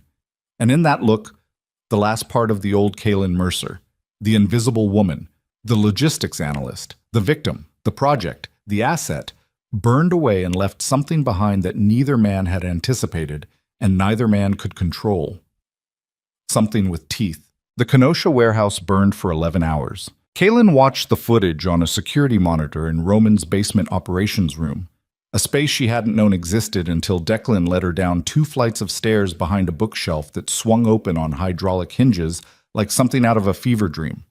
The room was concrete walls, fluorescent strips, 6 screens mounted in a grid, and a communications array that looked like it belonged in a military installation. 3 men sat at terminals wearing headsets, voices low, data streaming across their screens in columns of light. On the center monitor, the Kenosha building was a column of orange and black rising into the night sky. The steel frame warped and buckled in real time, sagging inward like a ribcage collapsing. Fire trucks ringed the perimeter, but the firefighters had pulled back. The structure was too far gone, the heat too intense, the accelerant too embedded in the foundation for water to matter. Roman stood behind the operators with his phone pressed to his ear, speaking in a tone Kaylin had never heard from him before. Not the flat calm of conference rooms, not the quiet control of late-night phone calls. This was operational. Clipped, rapid, devoid of any syllable that didn't carry tactical weight. He was issuing orders to people in at least 3 different locations, and the orders were about evacuation routes, and asset relocation and personnel extraction. And some of the words he used were words Kaylin recognized from logistics, containment, redundancy, corridor, repurposed for a context that had nothing to do with supply chains and everything to do with survival. 3 people were missing from the Kenosha site. By midnight, 2 were found. 1 in a hospital with second-degree burns across his back and arms. 1 in a parking lot 6 blocks away, disoriented, dehydrated, alive. The 3rd was confirmed dead at 2:14 a.m. A man named Paul Resnick, 43 years old, married, 2 children. He'd been in the warehouse's eastern wing when the incendiary device detonated and the fireball traveled through the ventilation system faster than legs could carry a body to the nearest exit. Kaylin didn't know Paul Resnick, had never met him, but she'd signed the staffing allocation form that placed him in the Kenosha facility 3 months ago. Her signature, her system, her logistics. She'd put a man in a building, and the building had killed him, and the signature on the form that put him there was written in her handwriting. She went to the bathroom on the first floor of the estate and vomited until her stomach was empty, and then kept going, dry heaving over the toilet with her hands braced against the porcelain and her body trying to expel something that couldn't be expelled because it wasn't physical. It lived deeper than her stomach. It lived in the place where guilt and complicity and horror converge into a single sensation that has no name, because language wasn't designed for the feeling of realizing you helped build the machine that killed someone. When she came out, Roman was in the hallway. He looked at her. She looked at him. Neither spoke. The fluorescent light in the corridor was harsh and unforgiving, and it showed everything. The exhaustion cratering his face, the blood that had dried at the corner of his mouth, where he'd been biting the inside of his cheek, the way his left hand trembled at his side in a rhythm he couldn't control. A tremor born not of weakness, but of adrenaline overload. A body running on chemicals that were never meant to sustain consciousness for this long. Paul Resnick, she said. I know. He had kids. 2 girls, 8 and 5. Because of me. Because of Moretti. Because of a building I staffed, a schedule I designed, a system I built for you, for your operation, for money that came from... Stop. Not a command. A request. The first time she'd ever heard Roman Vescari make a request. If you carry every death on your back, you won't be able to stand up. And I need you standing. You need me. Yes. For what? More operations? More logistics? More clean-looking spreadsheets over dirty money while people burn alive in buildings with my name on the paperwork?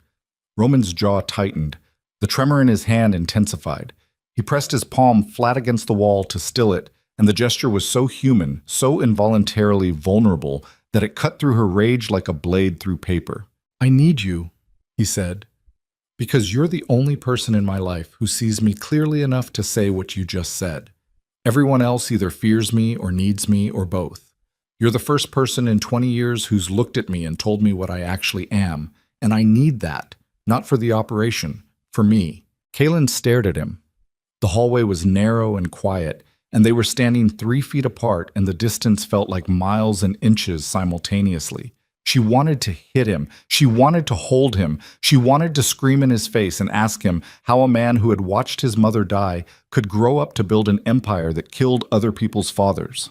She wanted to understand how trauma could make someone both compassionate and monstrous, how the same wound could produce a man who rescued women from stairwells and laundered money through warehouses and looked at her with eyes that contained both tenderness and calculation in quantities she couldn't measure. Paul Resnick's family, she said. What happens to them? They'll be taken care of, financially, permanently. His wife will never work again unless she wants to. His girls will have everything they need through college and beyond. Blood money. Yes, and it's the only money that exists in my world. So it's blood money or nothing. Which do you want me to offer them? She didn't answer, couldn't, because the moral architecture of her life had been demolished so thoroughly in the last 48 hours that she no longer had a framework for distinguishing right from wrong, only degrees of wrong, and the distance between those degrees was shrinking by the hour. She slept for 3 hours on a couch in the study.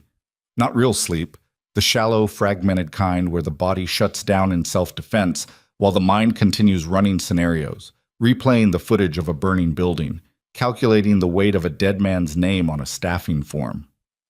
When she woke, gray light was pushing through the curtains, and the house was alive with controlled chaos. Phones ringing, footsteps in hallways, the low murmur of men discussing violence in the language of logistics. Declan briefed her at 7 a.m., not because Roman asked him to, because she demanded it. 3 coordinated hits overnight, he said. They were in the kitchen. Enormous, industrial, stainless steel, and marble. The kind of kitchen designed for catering events that served 100 people. Declan sat at the island with a tablet and a cup of coffee that he hadn't touched. Kenosha Warehouse.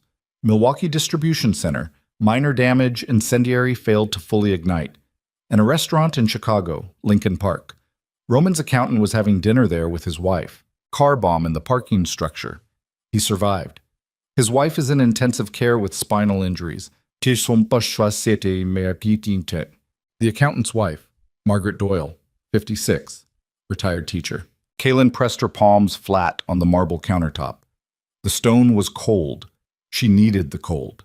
Needed something solid and sharp against her skin to keep her tethered to the physical world, because the information Declan was delivering had the quality of something happening on a screen, something distant and unreal. And if she let it stay unreal, she would lose the ability to respond to it, and responding was the only thing she had left. What's Roman's plan? Declan looked at her with an expression she couldn't read. Not hostility, not dismissal. Something closer to evaluation. The look of a man who'd worked for Roman Vescari for a decade and had never seen a civilian sit at this table and ask that question with that tone of voice. Contain, reinforce, retaliate. Specifics. That's above your...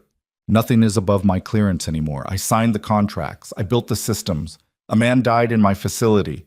I'm in this, Declan, all the way to the bottom, and if you shut me out of the planning, I'll go find the information myself, and I won't be gentle about how I get it. Declan studied her for 5 seconds. Then he unlocked his tablet and turned it toward her. The screen showed a map. Chicago and Milwaukee, connected by a network of lines and nodes. Properties, warehouses, distribution points, safe houses, legitimate businesses and illegitimate operations, all laid out in a grid that looked exactly like the logistics networks Kaylin had built, because they were the logistics networks she'd built, repurposed now for war. Moretti's operation is headquartered in a compound outside Antioch, Declan said. 40 acres, fenced, guarded, cameras on every approach. He runs his northern operations from there, gambling, loan distribution, enforcement. His inner circle is 8 men. His security detail rotates in 12-hour shifts, 6 men per shift, all armed, most former military. What about law enforcement? Moretti has relationships with local PDs in Lake County and parts of Kenosha County. State police are unreliable. FBI has been building a case on him for 3 years, but they're understaffed and Moretti's attorneys are better than theirs. So he's untouchable through legal channels. Effectively. And Roman's approach? Declan paused. The kind of pause that carries weight. Roman wants to take the compound, eliminate Moretti, dismantle the operation at the source. Take the compound meaning what? Meaning take the compound. The words sat between them on the marble countertop like something that had been placed there deliberately, carefully, the way you place a weapon on a table, not as a threat but as a fact, an object that exists and must be dealt with regardless of how anyone feels about it. When? Kaylin asked. Roman wants 72 hours to position assets, intelligence, personnel, equipment. 72 hours is too long.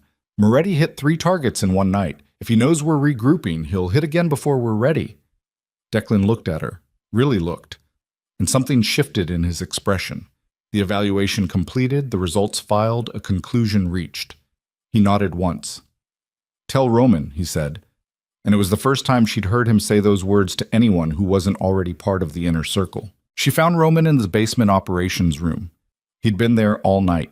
His shirt was wrinkled, sleeves still pushed to his elbows. The scars on his forearms visible under the fluorescent light like a map of everything he'd survived. He was standing behind one of the operators, watching data scroll across a screen, and when Kaylin walked in, he turned to her with eyes that were bloodshot and burning and alive in a way she'd never seen. The eyes of a man who had been pushed to the edge of his own control and was holding on with everything he had. 72 hours is too long, she said. I need time to... You need time he won't give you. He hit 3 targets in one night, Roman. 3. Coordinated. Simultaneous. That's not intimidation, that's a campaign. He's already moving to the next phase, and if you spend 3 days positioning assets, he'll burn through every piece of infrastructure we have left.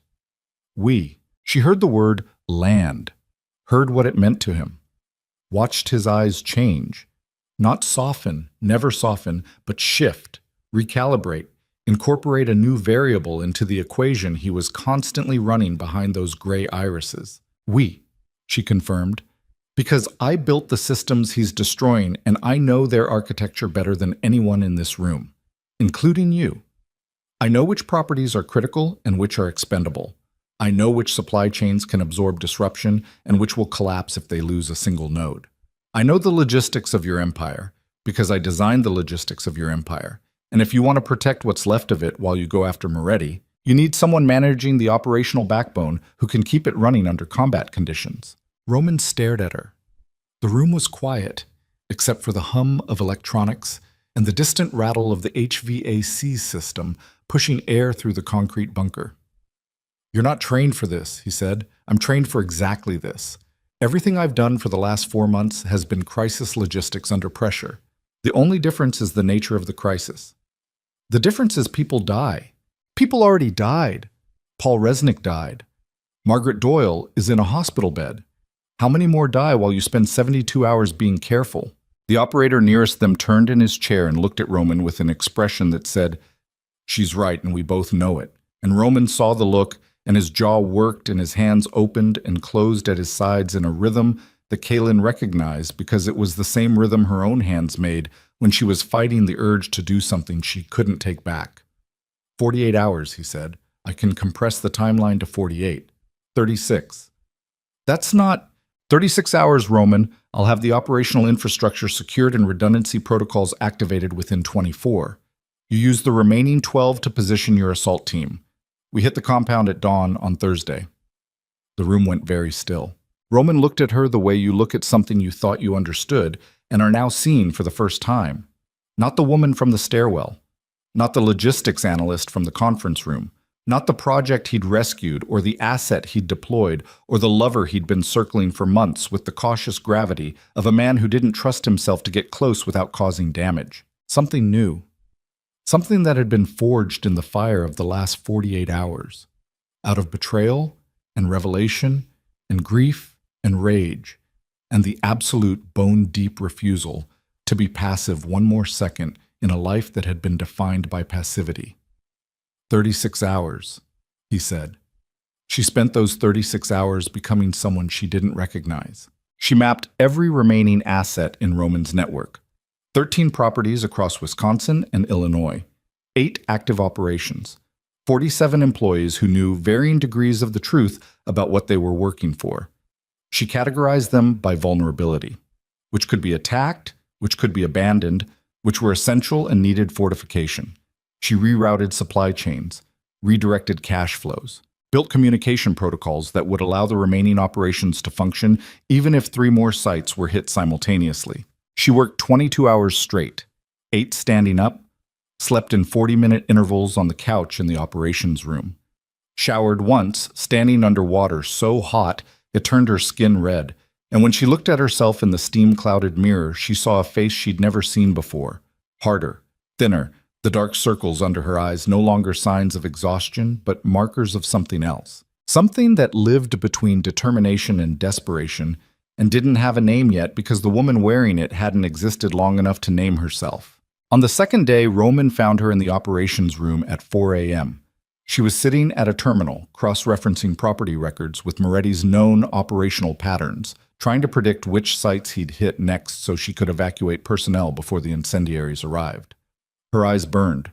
Her hands cramped. The coffee in her cup had gone cold hours ago, and she'd stopped noticing. Roman pulled a chair beside her, sat down. Didn't say anything for a long time, just sat there in the blue light of the monitors, close enough that she could feel the heat of his body, and the proximity did something to the air between them, charged it, weighted it, made the silence between them feel like a conversation that was happening in a language neither of them had learned to speak out loud yet. "You should sleep," he said. "You should have told me the truth 4 months ago." "Yes. Then we'd be having a different conversation right now." "What conversation would that be?" She turned to look at him. His face was close, inches. She could see the grain of stubble along his jaw, the faint scar that ran from his left eyebrow into his hairline, a scar she'd never noticed before, or maybe had noticed and filed away in the growing catalog of damage she was building around this man. An atlas of violence received, and violence survived. "I don't know," she said, "but it wouldn't involve 36-hour countdowns and assault teams." "Maybe not." He paused. "Or maybe it would. Maybe this was always where it was going. Maybe 2 people who were built the way we were built don't get to have the other kind of conversation." "What kind is that?" the kind where nobody's bleeding. She felt something crack in her chest. Not break, crack. The way ice cracks on the surface of a lake in early spring, the fracture spreading outward in lines that are invisible until the whole surface gives way and the water underneath rushes up. She felt it rushing up now, everything she'd been holding back since the stairwell, since the conference room, since the first Thursday phone call when his voice had made her want things she'd sworn she'd never want again. After this is over, she said, after Moretti, after the war, if we survive, I need you to tell me one true thing. What thing? Whether any of it was real, not the operation, not the strategy, not the empire.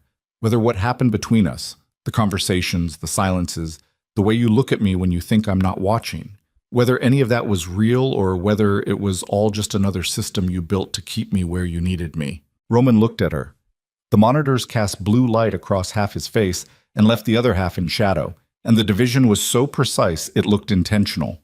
One side illuminated, one side dark, the two halves of a man who had spent his life trying to reconcile the violence he'd inherited with the tenderness he'd been too afraid to trust. It was real, he said.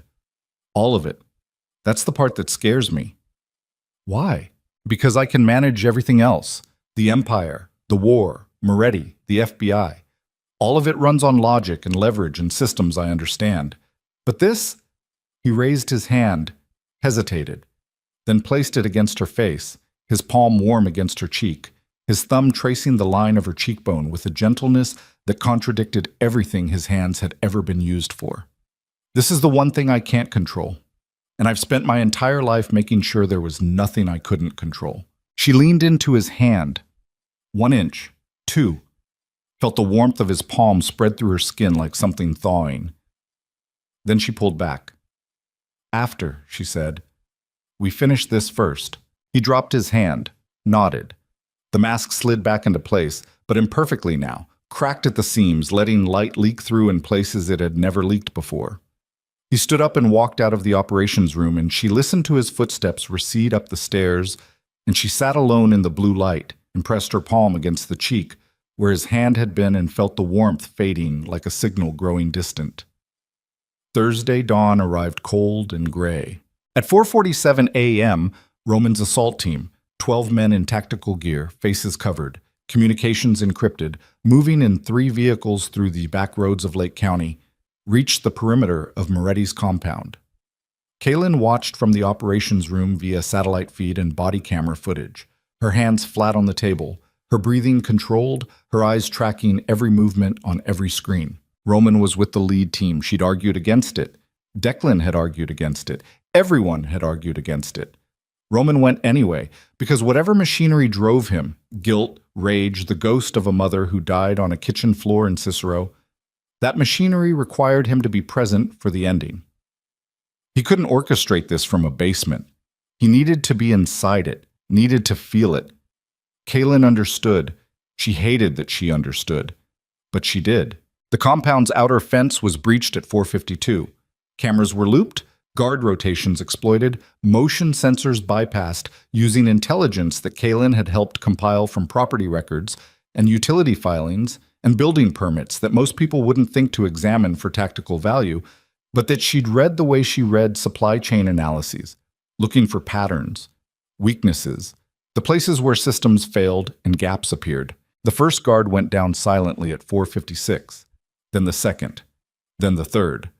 The body cameras showed it in fragments, dark figures moving through dark spaces, the metallic whisper of suppressed weapons, bodies dropping with a soft finality that made Kaylin's stomach clench, because each body was a person, and each person had a name and a life and a family, and she'd helped plan the operation that ended all of it. At 5:03, the assault team reached the main building, a sprawling ranch-style structure, single-story, brick and timber, built for privacy and defense, with reinforced doors and ballistic windows, and a security system that Roman's tech team had spent 36 hours learning to disable. At 5:04, everything went wrong. The front entry team triggered a secondary alarm that hadn't shown up on any schematic, a pressure sensor buried under the entryway tile, old technology, analog, not connected to the digital system they'd compromised. The alarm was a klaxon that shattered the pre-dawn silence and turned the compound from sleeping target to active combat zone in the span of 3 seconds. Kaylin watched it happen on the monitors, watched the compound light up, floods mounted on the roof blazing to life, turning the dark grounds into a white-lit killing field, watched doors fly open and men pour out of the bunkhouse on the east side, armed, moving with the disorganized ferocity of soldiers ripped from sleep and driven by pure adrenaline. Gunfire erupted.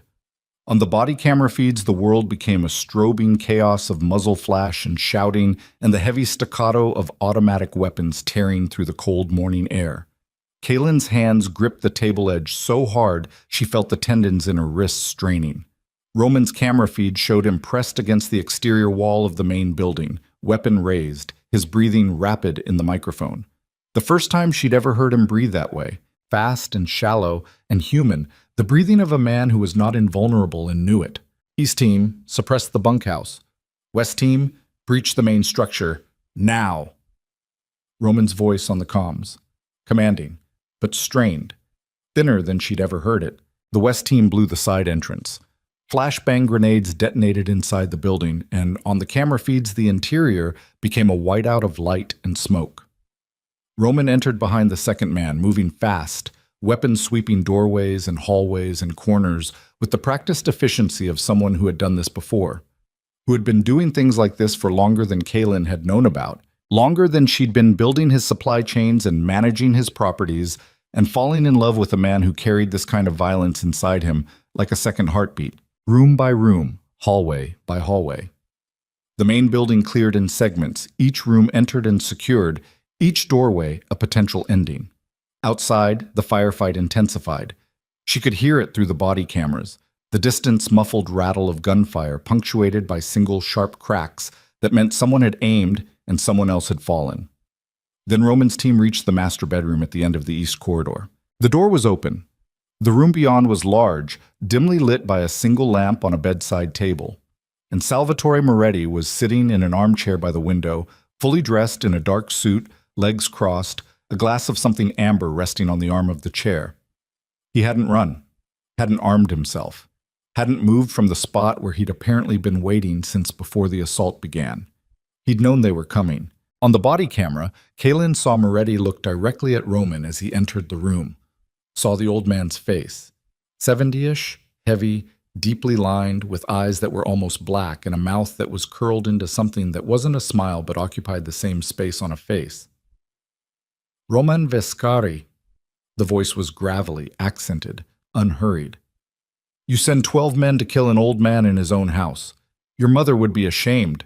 Roman's camera went still. His breathing stopped for 1 beat. 2. 3. Then the feed erupted. Not gunfire. Movement. Something fast and chaotic. Roman lunging forward, then staggering. A sound. Sharp. Concussive. Close. A handgun. Moretti had a handgun. Not in his hand where they could see it, under the cushion.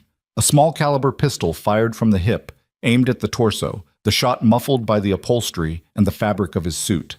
Roman's camera jerked downward.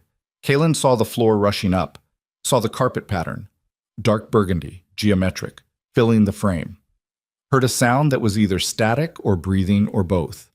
Then the camera went sideways and the image settled at an angle that showed the ceiling and one wall and a spreading dark stain on the carpet that was visible even in the dim light. Blood. Roman's blood. Kaylin's hands left the table. Her body stood without her permission. Her mouth opened and a sound came out that she didn't recognize. Not a scream, not a word, something between the two. Something that had no language because the event it was responding to existed in a place beyond language. The operations room around her reacted. Voices on comms. Declan shouting orders into a headset.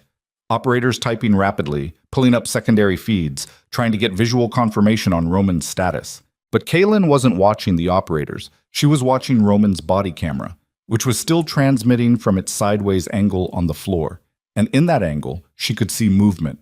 Moretti, rising from the chair, standing over the fallen camera, standing over Roman, with the pistol now visible in his right hand, held at his side, loose, casual, the weapon of a man who had done this before and felt nothing about doing it again. And behind Moretti, in the doorway that the assault team had entered through, she could see a second figure. Tall, gaunt, shaking. Adrian Cross. He was standing in the doorway of Salvatore Moretti's bedroom, with a gun in his hands that looked too large for his grip, and his face was a ruin of terror and chemical derangement. And Kaylin understood with a clarity that split her skull like lightning that Adrian hadn't come to Milwaukee to warn her. He'd come to deliver her. And when that failed, he'd come here, to the compound, to the man who owned his debt, to prove his usefulness by being present for the kill. Moretti turned to Adrian, said something the camera's microphone didn't fully capture, something about finishing it, about proving himself, about debts being paid in specific currencies. Adrian raised the gun, pointed it at Roman on the floor. His hands were shaking so badly the barrel drew circles in the air. On the monitor, Kaylin watched the man who had beaten her for 3 years aim a weapon at the man who had saved her and used her in equal measure. And the two opposing forces of her life converged in a single frame. Violence and manipulation, fear and ambition, the fist and the contract, both pointing at a man bleeding on a burgundy carpet while she stood 200 miles away, watching it happen on a screen. She grabbed the comm headset from the nearest operator, jammed it onto her head, keyed the channel. "Declan, the bedroom, now!" Static. Then Declan's voice, winded, strained. "Pinned down. East corridor. 2 of Moretti's men. Roman is shot. Adrian Cross is in the room with Moretti. They're going to execute him." Silence. 1 second. An eternity compressed into a single heartbeat. On the screen, Adrian's finger moved to the trigger, and Kaylin made the decision that would end one life and begin another. She pulled the headset off, walked to the cabinet on the far wall where Declan kept the vehicle keys, took the keys to the armored sedan parked in the estate's garage, walked up the stairs, through the hallway, out the kitchen door, into the garage, started the car. The engine turned over with a sound like a heart restarting. She pulled out of the estate at 5:11 a.m. Antioch was 97 minutes north. She drove it in 53, the speedometer buried past 100 on empty pre-dawn highways, the car eating asphalt in the dark while the comm unit on the passenger seat crackled with voices she couldn't fully hear and didn't need to because the only voice that mattered was the one in her own head, the one that had been silent for 3 years and was now speaking with a clarity that felt like bone-breaking and reforming into something harder. She reached the compound at 6:04 a.m. The gate was open, blown open by the assault team, twisted metal hanging from its hinges like a broken jaw. She drove through without slowing, past the bunkhouse where bodies lay in the cold morning light, past the vehicle yard where bullet-pocked SUVs smoldered, up the gravel drive to the main building's shattered side entrance. She killed the engine, opened the glove compartment. Inside was a Glock 19 that Declan kept in every vehicle as standard protocol. She'd never held a handgun before. It was heavier than she'd expected and lighter than she'd feared, and the grip fit her hand with an intimacy that felt obscene. She got out of the car. The morning air smelled like cordite and something chemical, and underneath it all, the iron-sweet smell of blood, a smell she knew from bathrooms and kitchen floors and the back of her own throat, a smell that had once meant she was the one bleeding and now meant something entirely different. She walked into the building. The hallway was wrecked, drywall cratered, light fixtures hanging by wires, shell casings scattered across the floor like brass seeds. She stepped over debris and bodies and the remnants of a security system that had failed to protect anyone. Her socked feet from the stairwell were gone. She was wearing boots now. Roman's estate had a closet full of tactical gear, and she'd dressed without thinking, the way you dress for weather, the way you prepare for an environment that requires specific equipment to survive in. The master bedroom door was at the end of the hall, still open, light still spilling from inside. She could hear voices, Moretti's, low and measured, Adrian's, high and fractured, and underneath both of them, a sound that was either breathing or dying. She stopped outside the door, pressed her back to the wall, felt her heart hammering against her ribs so hard it hurt, felt the Glock in her hand, the textured grip biting into her palm, the weight of it pulling her arm down like gravity had decided to focus its entire attention on this one object. She thought about Paul Resnick. She thought about Margaret Doyle. She thought about the woman in the bathroom mirror pressing concealer into bruises. She thought about every door she'd ever walked through and every man who'd been waiting on the other side. She stepped into the doorway. Moretti saw her first. His black eyes moved from Adrian to the woman in the doorway holding a gun she'd never fired. And what crossed his face was not fear, but something worse: amusement. The indulgent, contemptuous amusement of a man who had spent a lifetime watching people arrive at moments they weren't equipped for. Adrian turned, the gun in his hand swung toward her reflexively, then away, then back, then down. His body couldn't decide what she was: threat or refuge. The woman he'd beaten or the woman he'd come to deliver. And the confusion on his face was so total, it looked like a different kind of pain. Roman was on the floor between them, eyes open, hands pressed against his lower right abdomen where blood seeped between his fingers in dark pulses. He was conscious, breathing, watching her with those gray eyes that had seen her in a conference room, in a stairwell, in a diner, and an operations bunker, and were now seeing her in the doorway of a room where he was bleeding to death. And what she saw in those eyes was not surprise. He'd known she would come. Kaylin, Moretti's voice filled the room like smoke. The woman at the center of everything. I've heard so much about you. He gestured with the pistol. Casual, almost elegant. Please, come in. We were just deciding how this ends. She stepped into the room. The gun in her hand was steady. Her hands were not shaking. For the first time in her life, her hands were not shaking, and the absence of tremor frightened her more than any tremor ever had because it meant something inside her had changed at a level she couldn't reach or reverse. 3 people in a room, 2 guns, 1 man bleeding. And the woman who had spent her entire adult life being used by men was now standing at the center of it all, holding the only weapon that wasn't pointed at someone she cared about. And the choice before her was not a choice at all, but a transformation. The final, irreversible step across a line that separated the person she had been from the person she was about to become. Adrian looked at her. His eyes were streaming. His broken fingers trembled on the gun. "Kay," he whispered. "I'm sorry. I'm so sorry." Moretti smiled. Roman bled. And Kaylin raised the Glock and felt the trigger against her finger and understood, with a finality that tasted like iron and gunpowder and the cold morning air pouring through the shattered windows of a dead man's house, that the next 3 seconds would determine not just who lived and who died, but who she would be for every remaining second of her life. She fired. Not at Adrian, not at Moretti, at the lamp on the bedside table. The bulb exploded and the room plunged into half-darkness, lit only by the gray pre-dawn light bleeding through the shattered window. In the fraction of a second that followed, the fraction where Moretti's eyes flinched toward the sound, and Adrian's hands jerked reflexively, and the shadows reshuffled everything in the room like a deck of cards thrown into the air, Kaylin moved, not forward, sideways, dropping low, angling left, putting the heavy oak dresser between herself and Moretti's line of fire. She'd never been trained for this, but 3 years of living with a man who struck without warning had built reflexes that operated below the level of conscious thought. Reflexes that measured angles and distances and reaction times the way other people's bodies measured temperature, automatically, instantly, without permission. Moretti fired. The bullet hit the dresser 6 inches from her head and sent splinters raking across her cheek like tiny claws.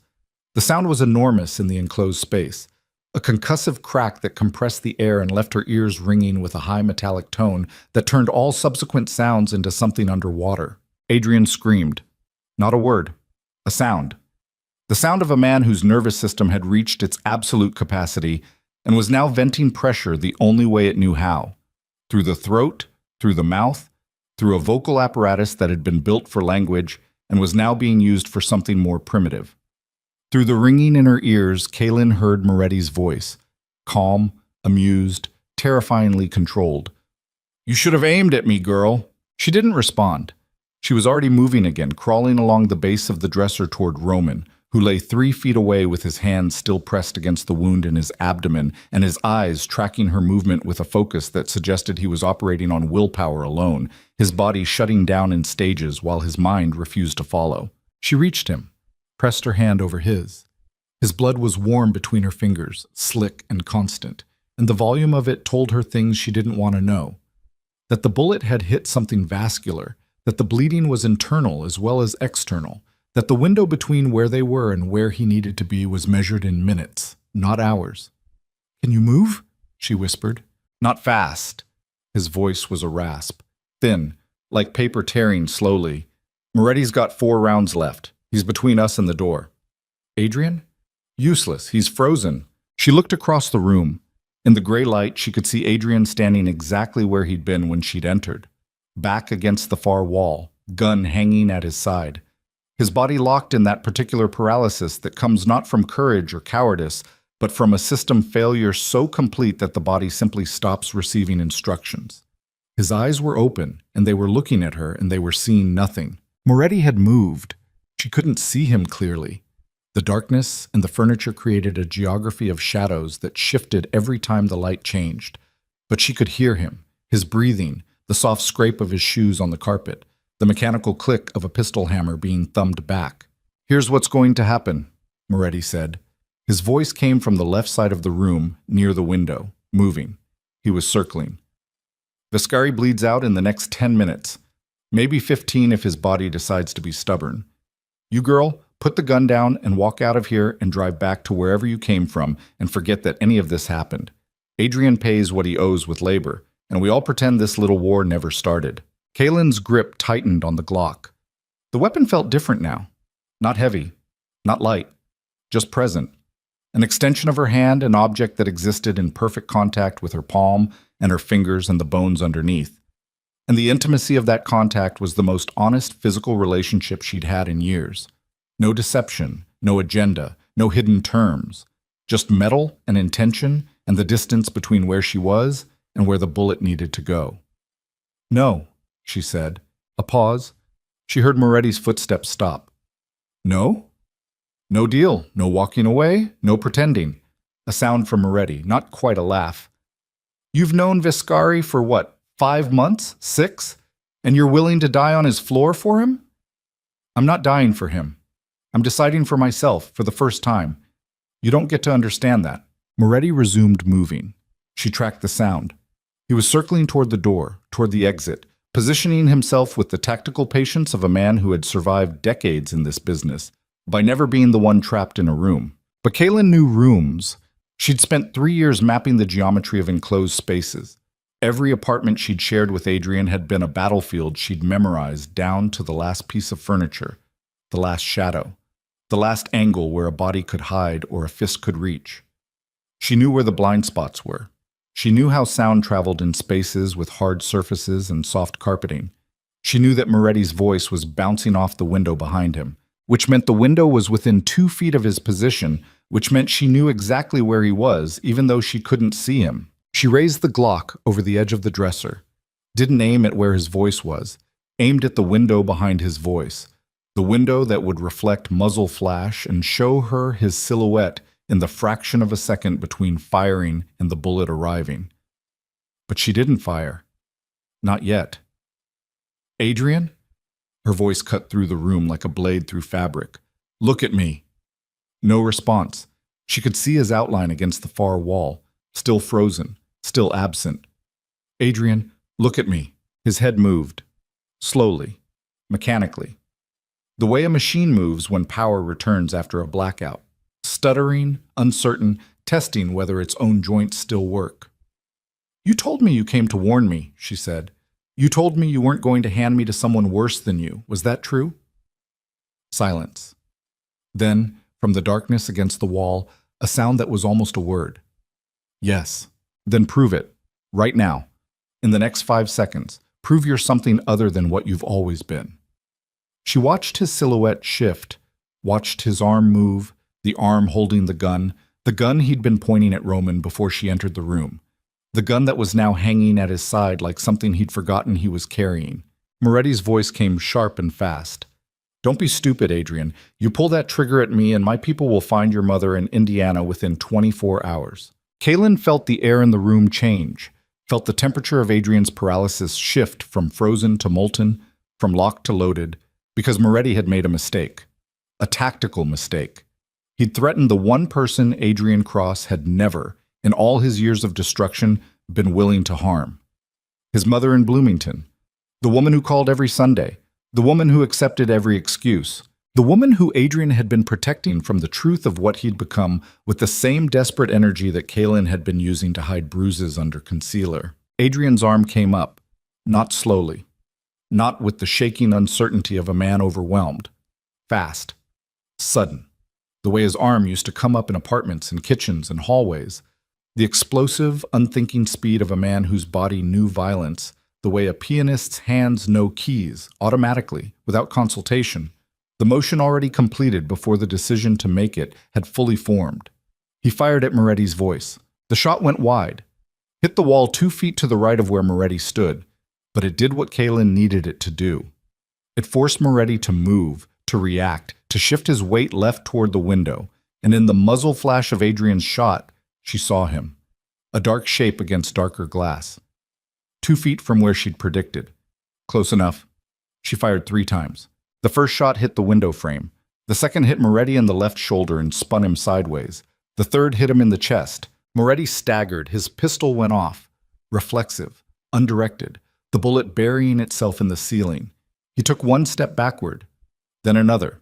His back hit the window behind him, and the glass, already weakened by the assault team's earlier work, gave way with a sound like ice breaking, and Salvatore Moretti fell through the frame and landed on the frozen ground outside with a sound that was soft and final and terrible. The room went quiet. Not silent. Quiet. The kind of quiet that fills a space where violence has just been and hasn't fully left. The air still charged, the walls still ringing, the aftermath settling over everything like snow falling on a car wreck. Kaylin lowered the Glock.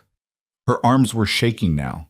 The steadiness that had possessed her for the last 60 seconds, the preternatural calm that had turned her into something she didn't recognize, drained out of her body like water through a cracked vessel, and what remained was a woman kneeling beside a bleeding man on a burgundy carpet with the smell of gunpowder in her hair and 3 bullet casings on the floor that she had put there. She pressed both hands against Roman's wound. "Stay awake. Declan is coming. Stay awake." Roman's eyes found hers, glazed, dimming, but present. "You came." "I drove 53 minutes at 112 miles an hour to get here. So yes, I came. Don't make me regret it by dying." The ghost of something that wasn't a smile moved across his face. The closest Roman Viscari had ever come to humor, and it happened while he was bleeding out on the floor of his enemy's bedroom. "Wouldn't dream of it," he said. Then his eyes closed. Roman. Roman. His chest was still moving, shallow, rapid, but moving. She kept her hands pressed against the wound and she counted 1, 2, 3, 4, the way she'd counted in stairwells and on kitchen floors and in every dark space she'd ever occupied. The rhythm a tether, a rope thrown into the void, something to hold on to while the world tried to pull her under. Footsteps in the hallway. Running. Declan burst through the door with 2 men behind him, weapons drawn, faces tight with the controlled urgency of professionals encountering a situation that had exceeded all parameters. His eyes swept the room. Moretti gone through the window. Adrian slumped against the wall with his gun on the floor beside him, Roman unconscious on the carpet.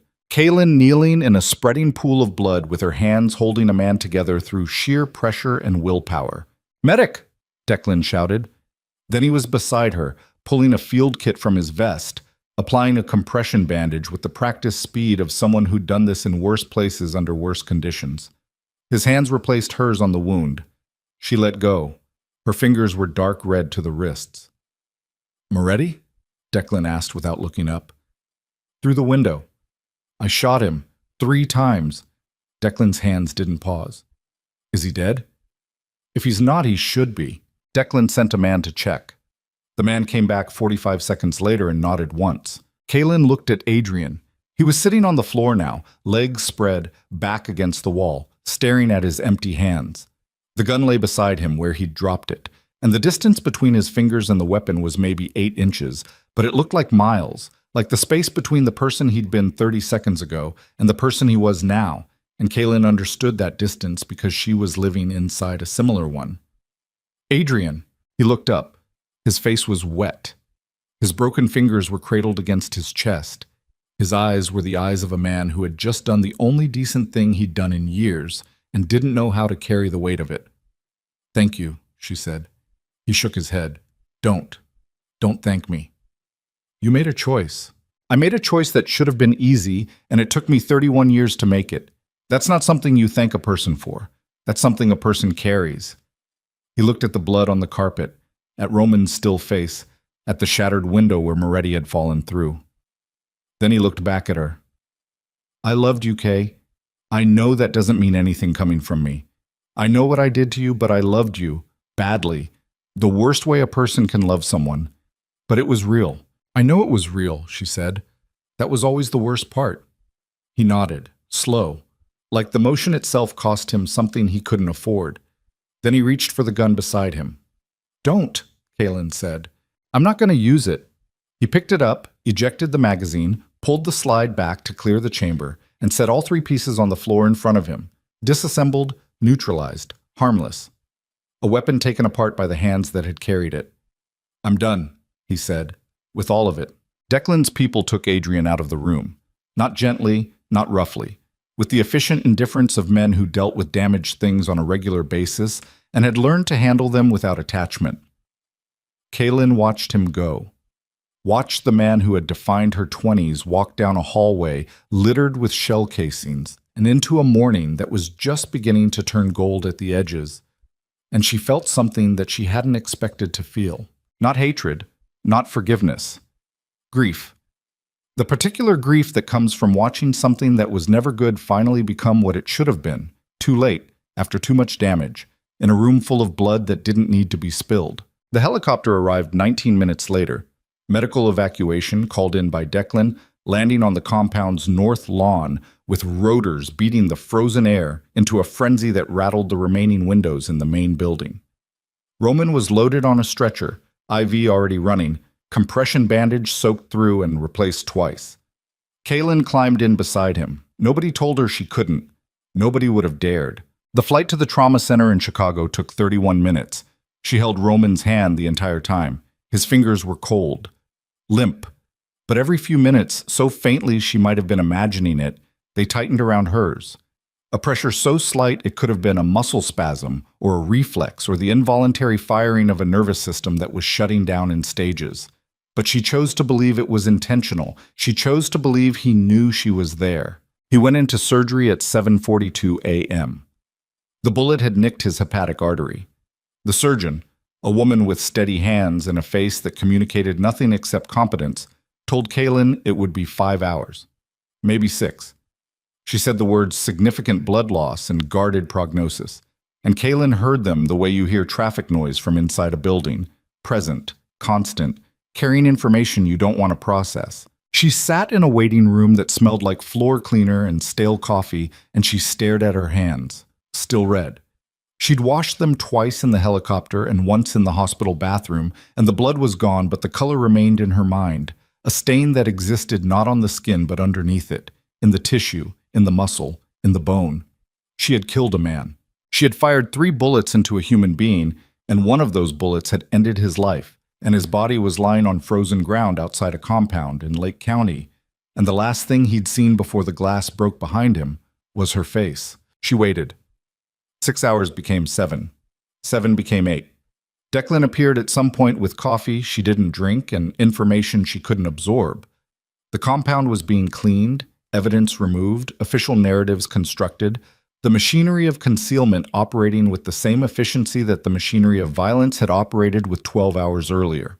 The dead were being buried in stories. The truth was being folded into shapes that fit inside legal frameworks and official reports, and the kind of explanations that satisfied investigators who didn't want to look too closely. Adrian was in custody, not police custody, Roman's custody, held in a location Declan didn't specify, awaiting a decision about what to do with him that nobody was in a position to make because the only person with that authority was on an operating table with a damaged artery and 6 pints of replacement blood. At 3:47 p.m., the surgeon came out. Kaylin stood, her legs held, barely. He's stable, the surgeon said. The arterial repair is holding. Barring complications, he'll recover. Full recovery will take months. He's going to need significant rehabilitation. Kaylin sat back down. Not because her legs gave out, because the weight of the word stable hit her like a physical force and she needed something solid underneath her to absorb the impact. She saw him the next morning. I see you. Machines beeping in rhythms that sounded like a mechanical heartbeat, tubes and wires connecting his body to systems that were doing the work his organs were too damaged to do alone. His face was the color of ash. His eyes, when they opened, were cloudy and slow, and it took them several seconds to find her and several more to focus. "You're here," he said. His voice was paper. Dust. Something that had been through fire and come out the other side, stripped of everything that made it recognizable, except the essential frequency underneath. "I'm here." "Moretti?" "Dead." "Adrian?" "Alive. Contained." Roman closed his eyes. Breathed. The machines beeped. The fluorescent light hummed. "I need to tell you something," he said. "It can wait." "It can't." He opened his eyes again. Found hers. And what she saw in them was not the gray emptiness of the man she'd met in a conference room 6 months ago. Something had been stripped away by the blood loss and the surgery and the hours of unconsciousness, some protective layer that had been keeping the core of him hidden. And what remained was raw and visible and vulnerable in a way that made her chest ache. "The money laundering," he said. "The operations, all of it. I'm shutting it down, not reducing, not transitioning, shutting down. Every dirty dollar, every shell company, every operation that can't survive in daylight." He paused, swallowed.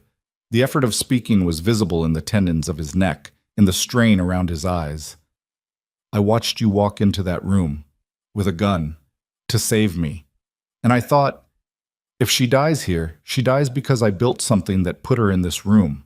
And everything I told myself about why I built it, my mother, my father, power, protection, never being powerless again, none of it matters if the thing I built kills the one person who—" He stopped.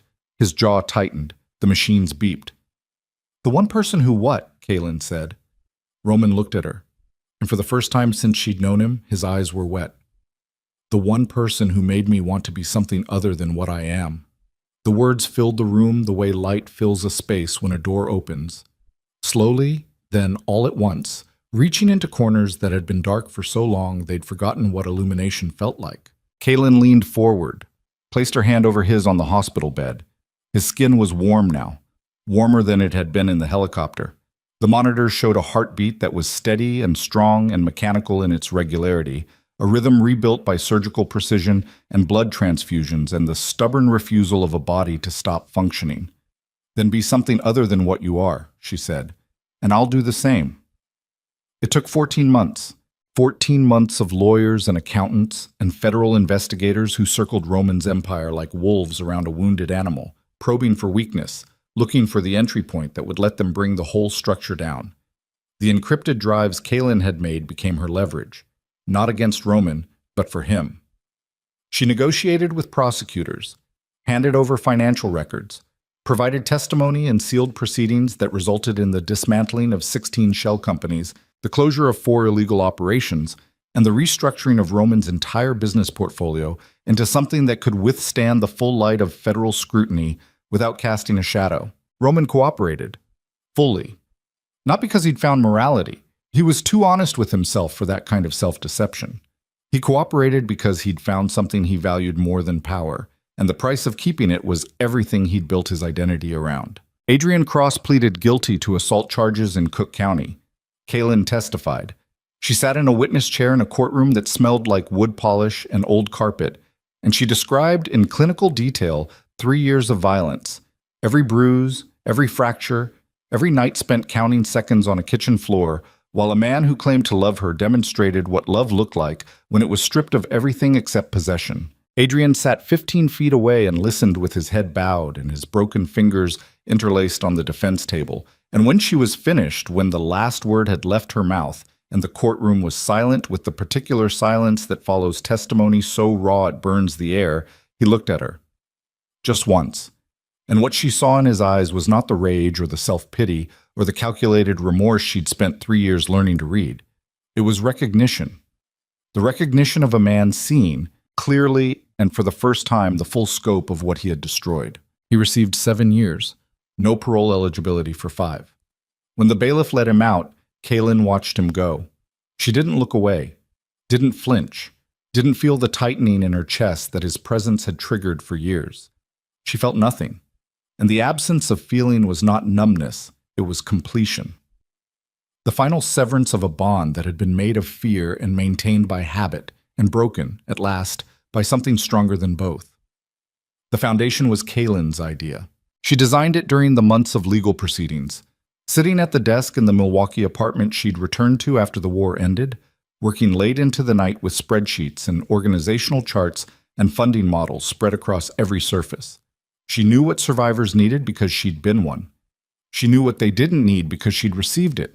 Pity, platitudes, the well-meaning condescension of people who understood abuse the way tourists understand a country they've driven through without stopping. The Mercer Vescari Foundation opened its first center in Milwaukee 18 months after the war ended, a converted warehouse in Walker's Point, the same neighborhood where Kaylin had first discovered the truth about Roman's operations, the same street she'd driven through at 4 a.m.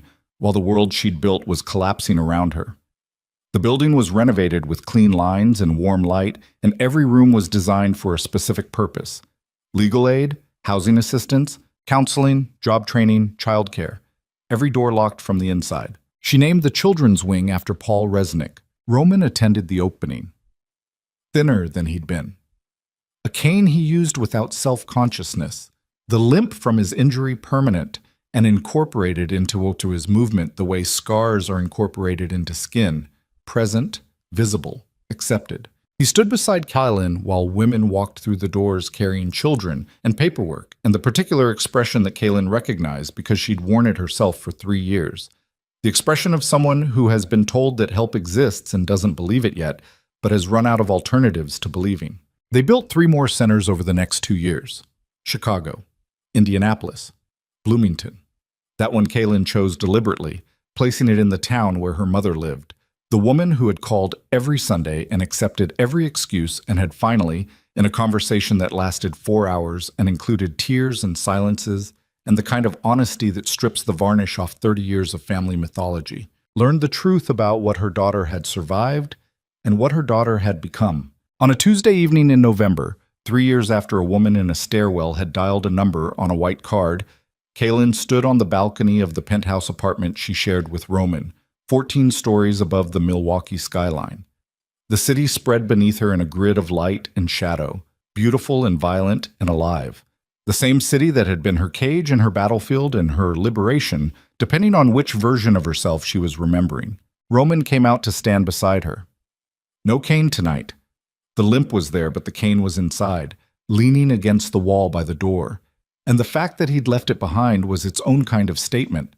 A man choosing discomfort over dependence, choosing to stand on his own damaged legs because standing on your own was the whole point of everything they'd survived.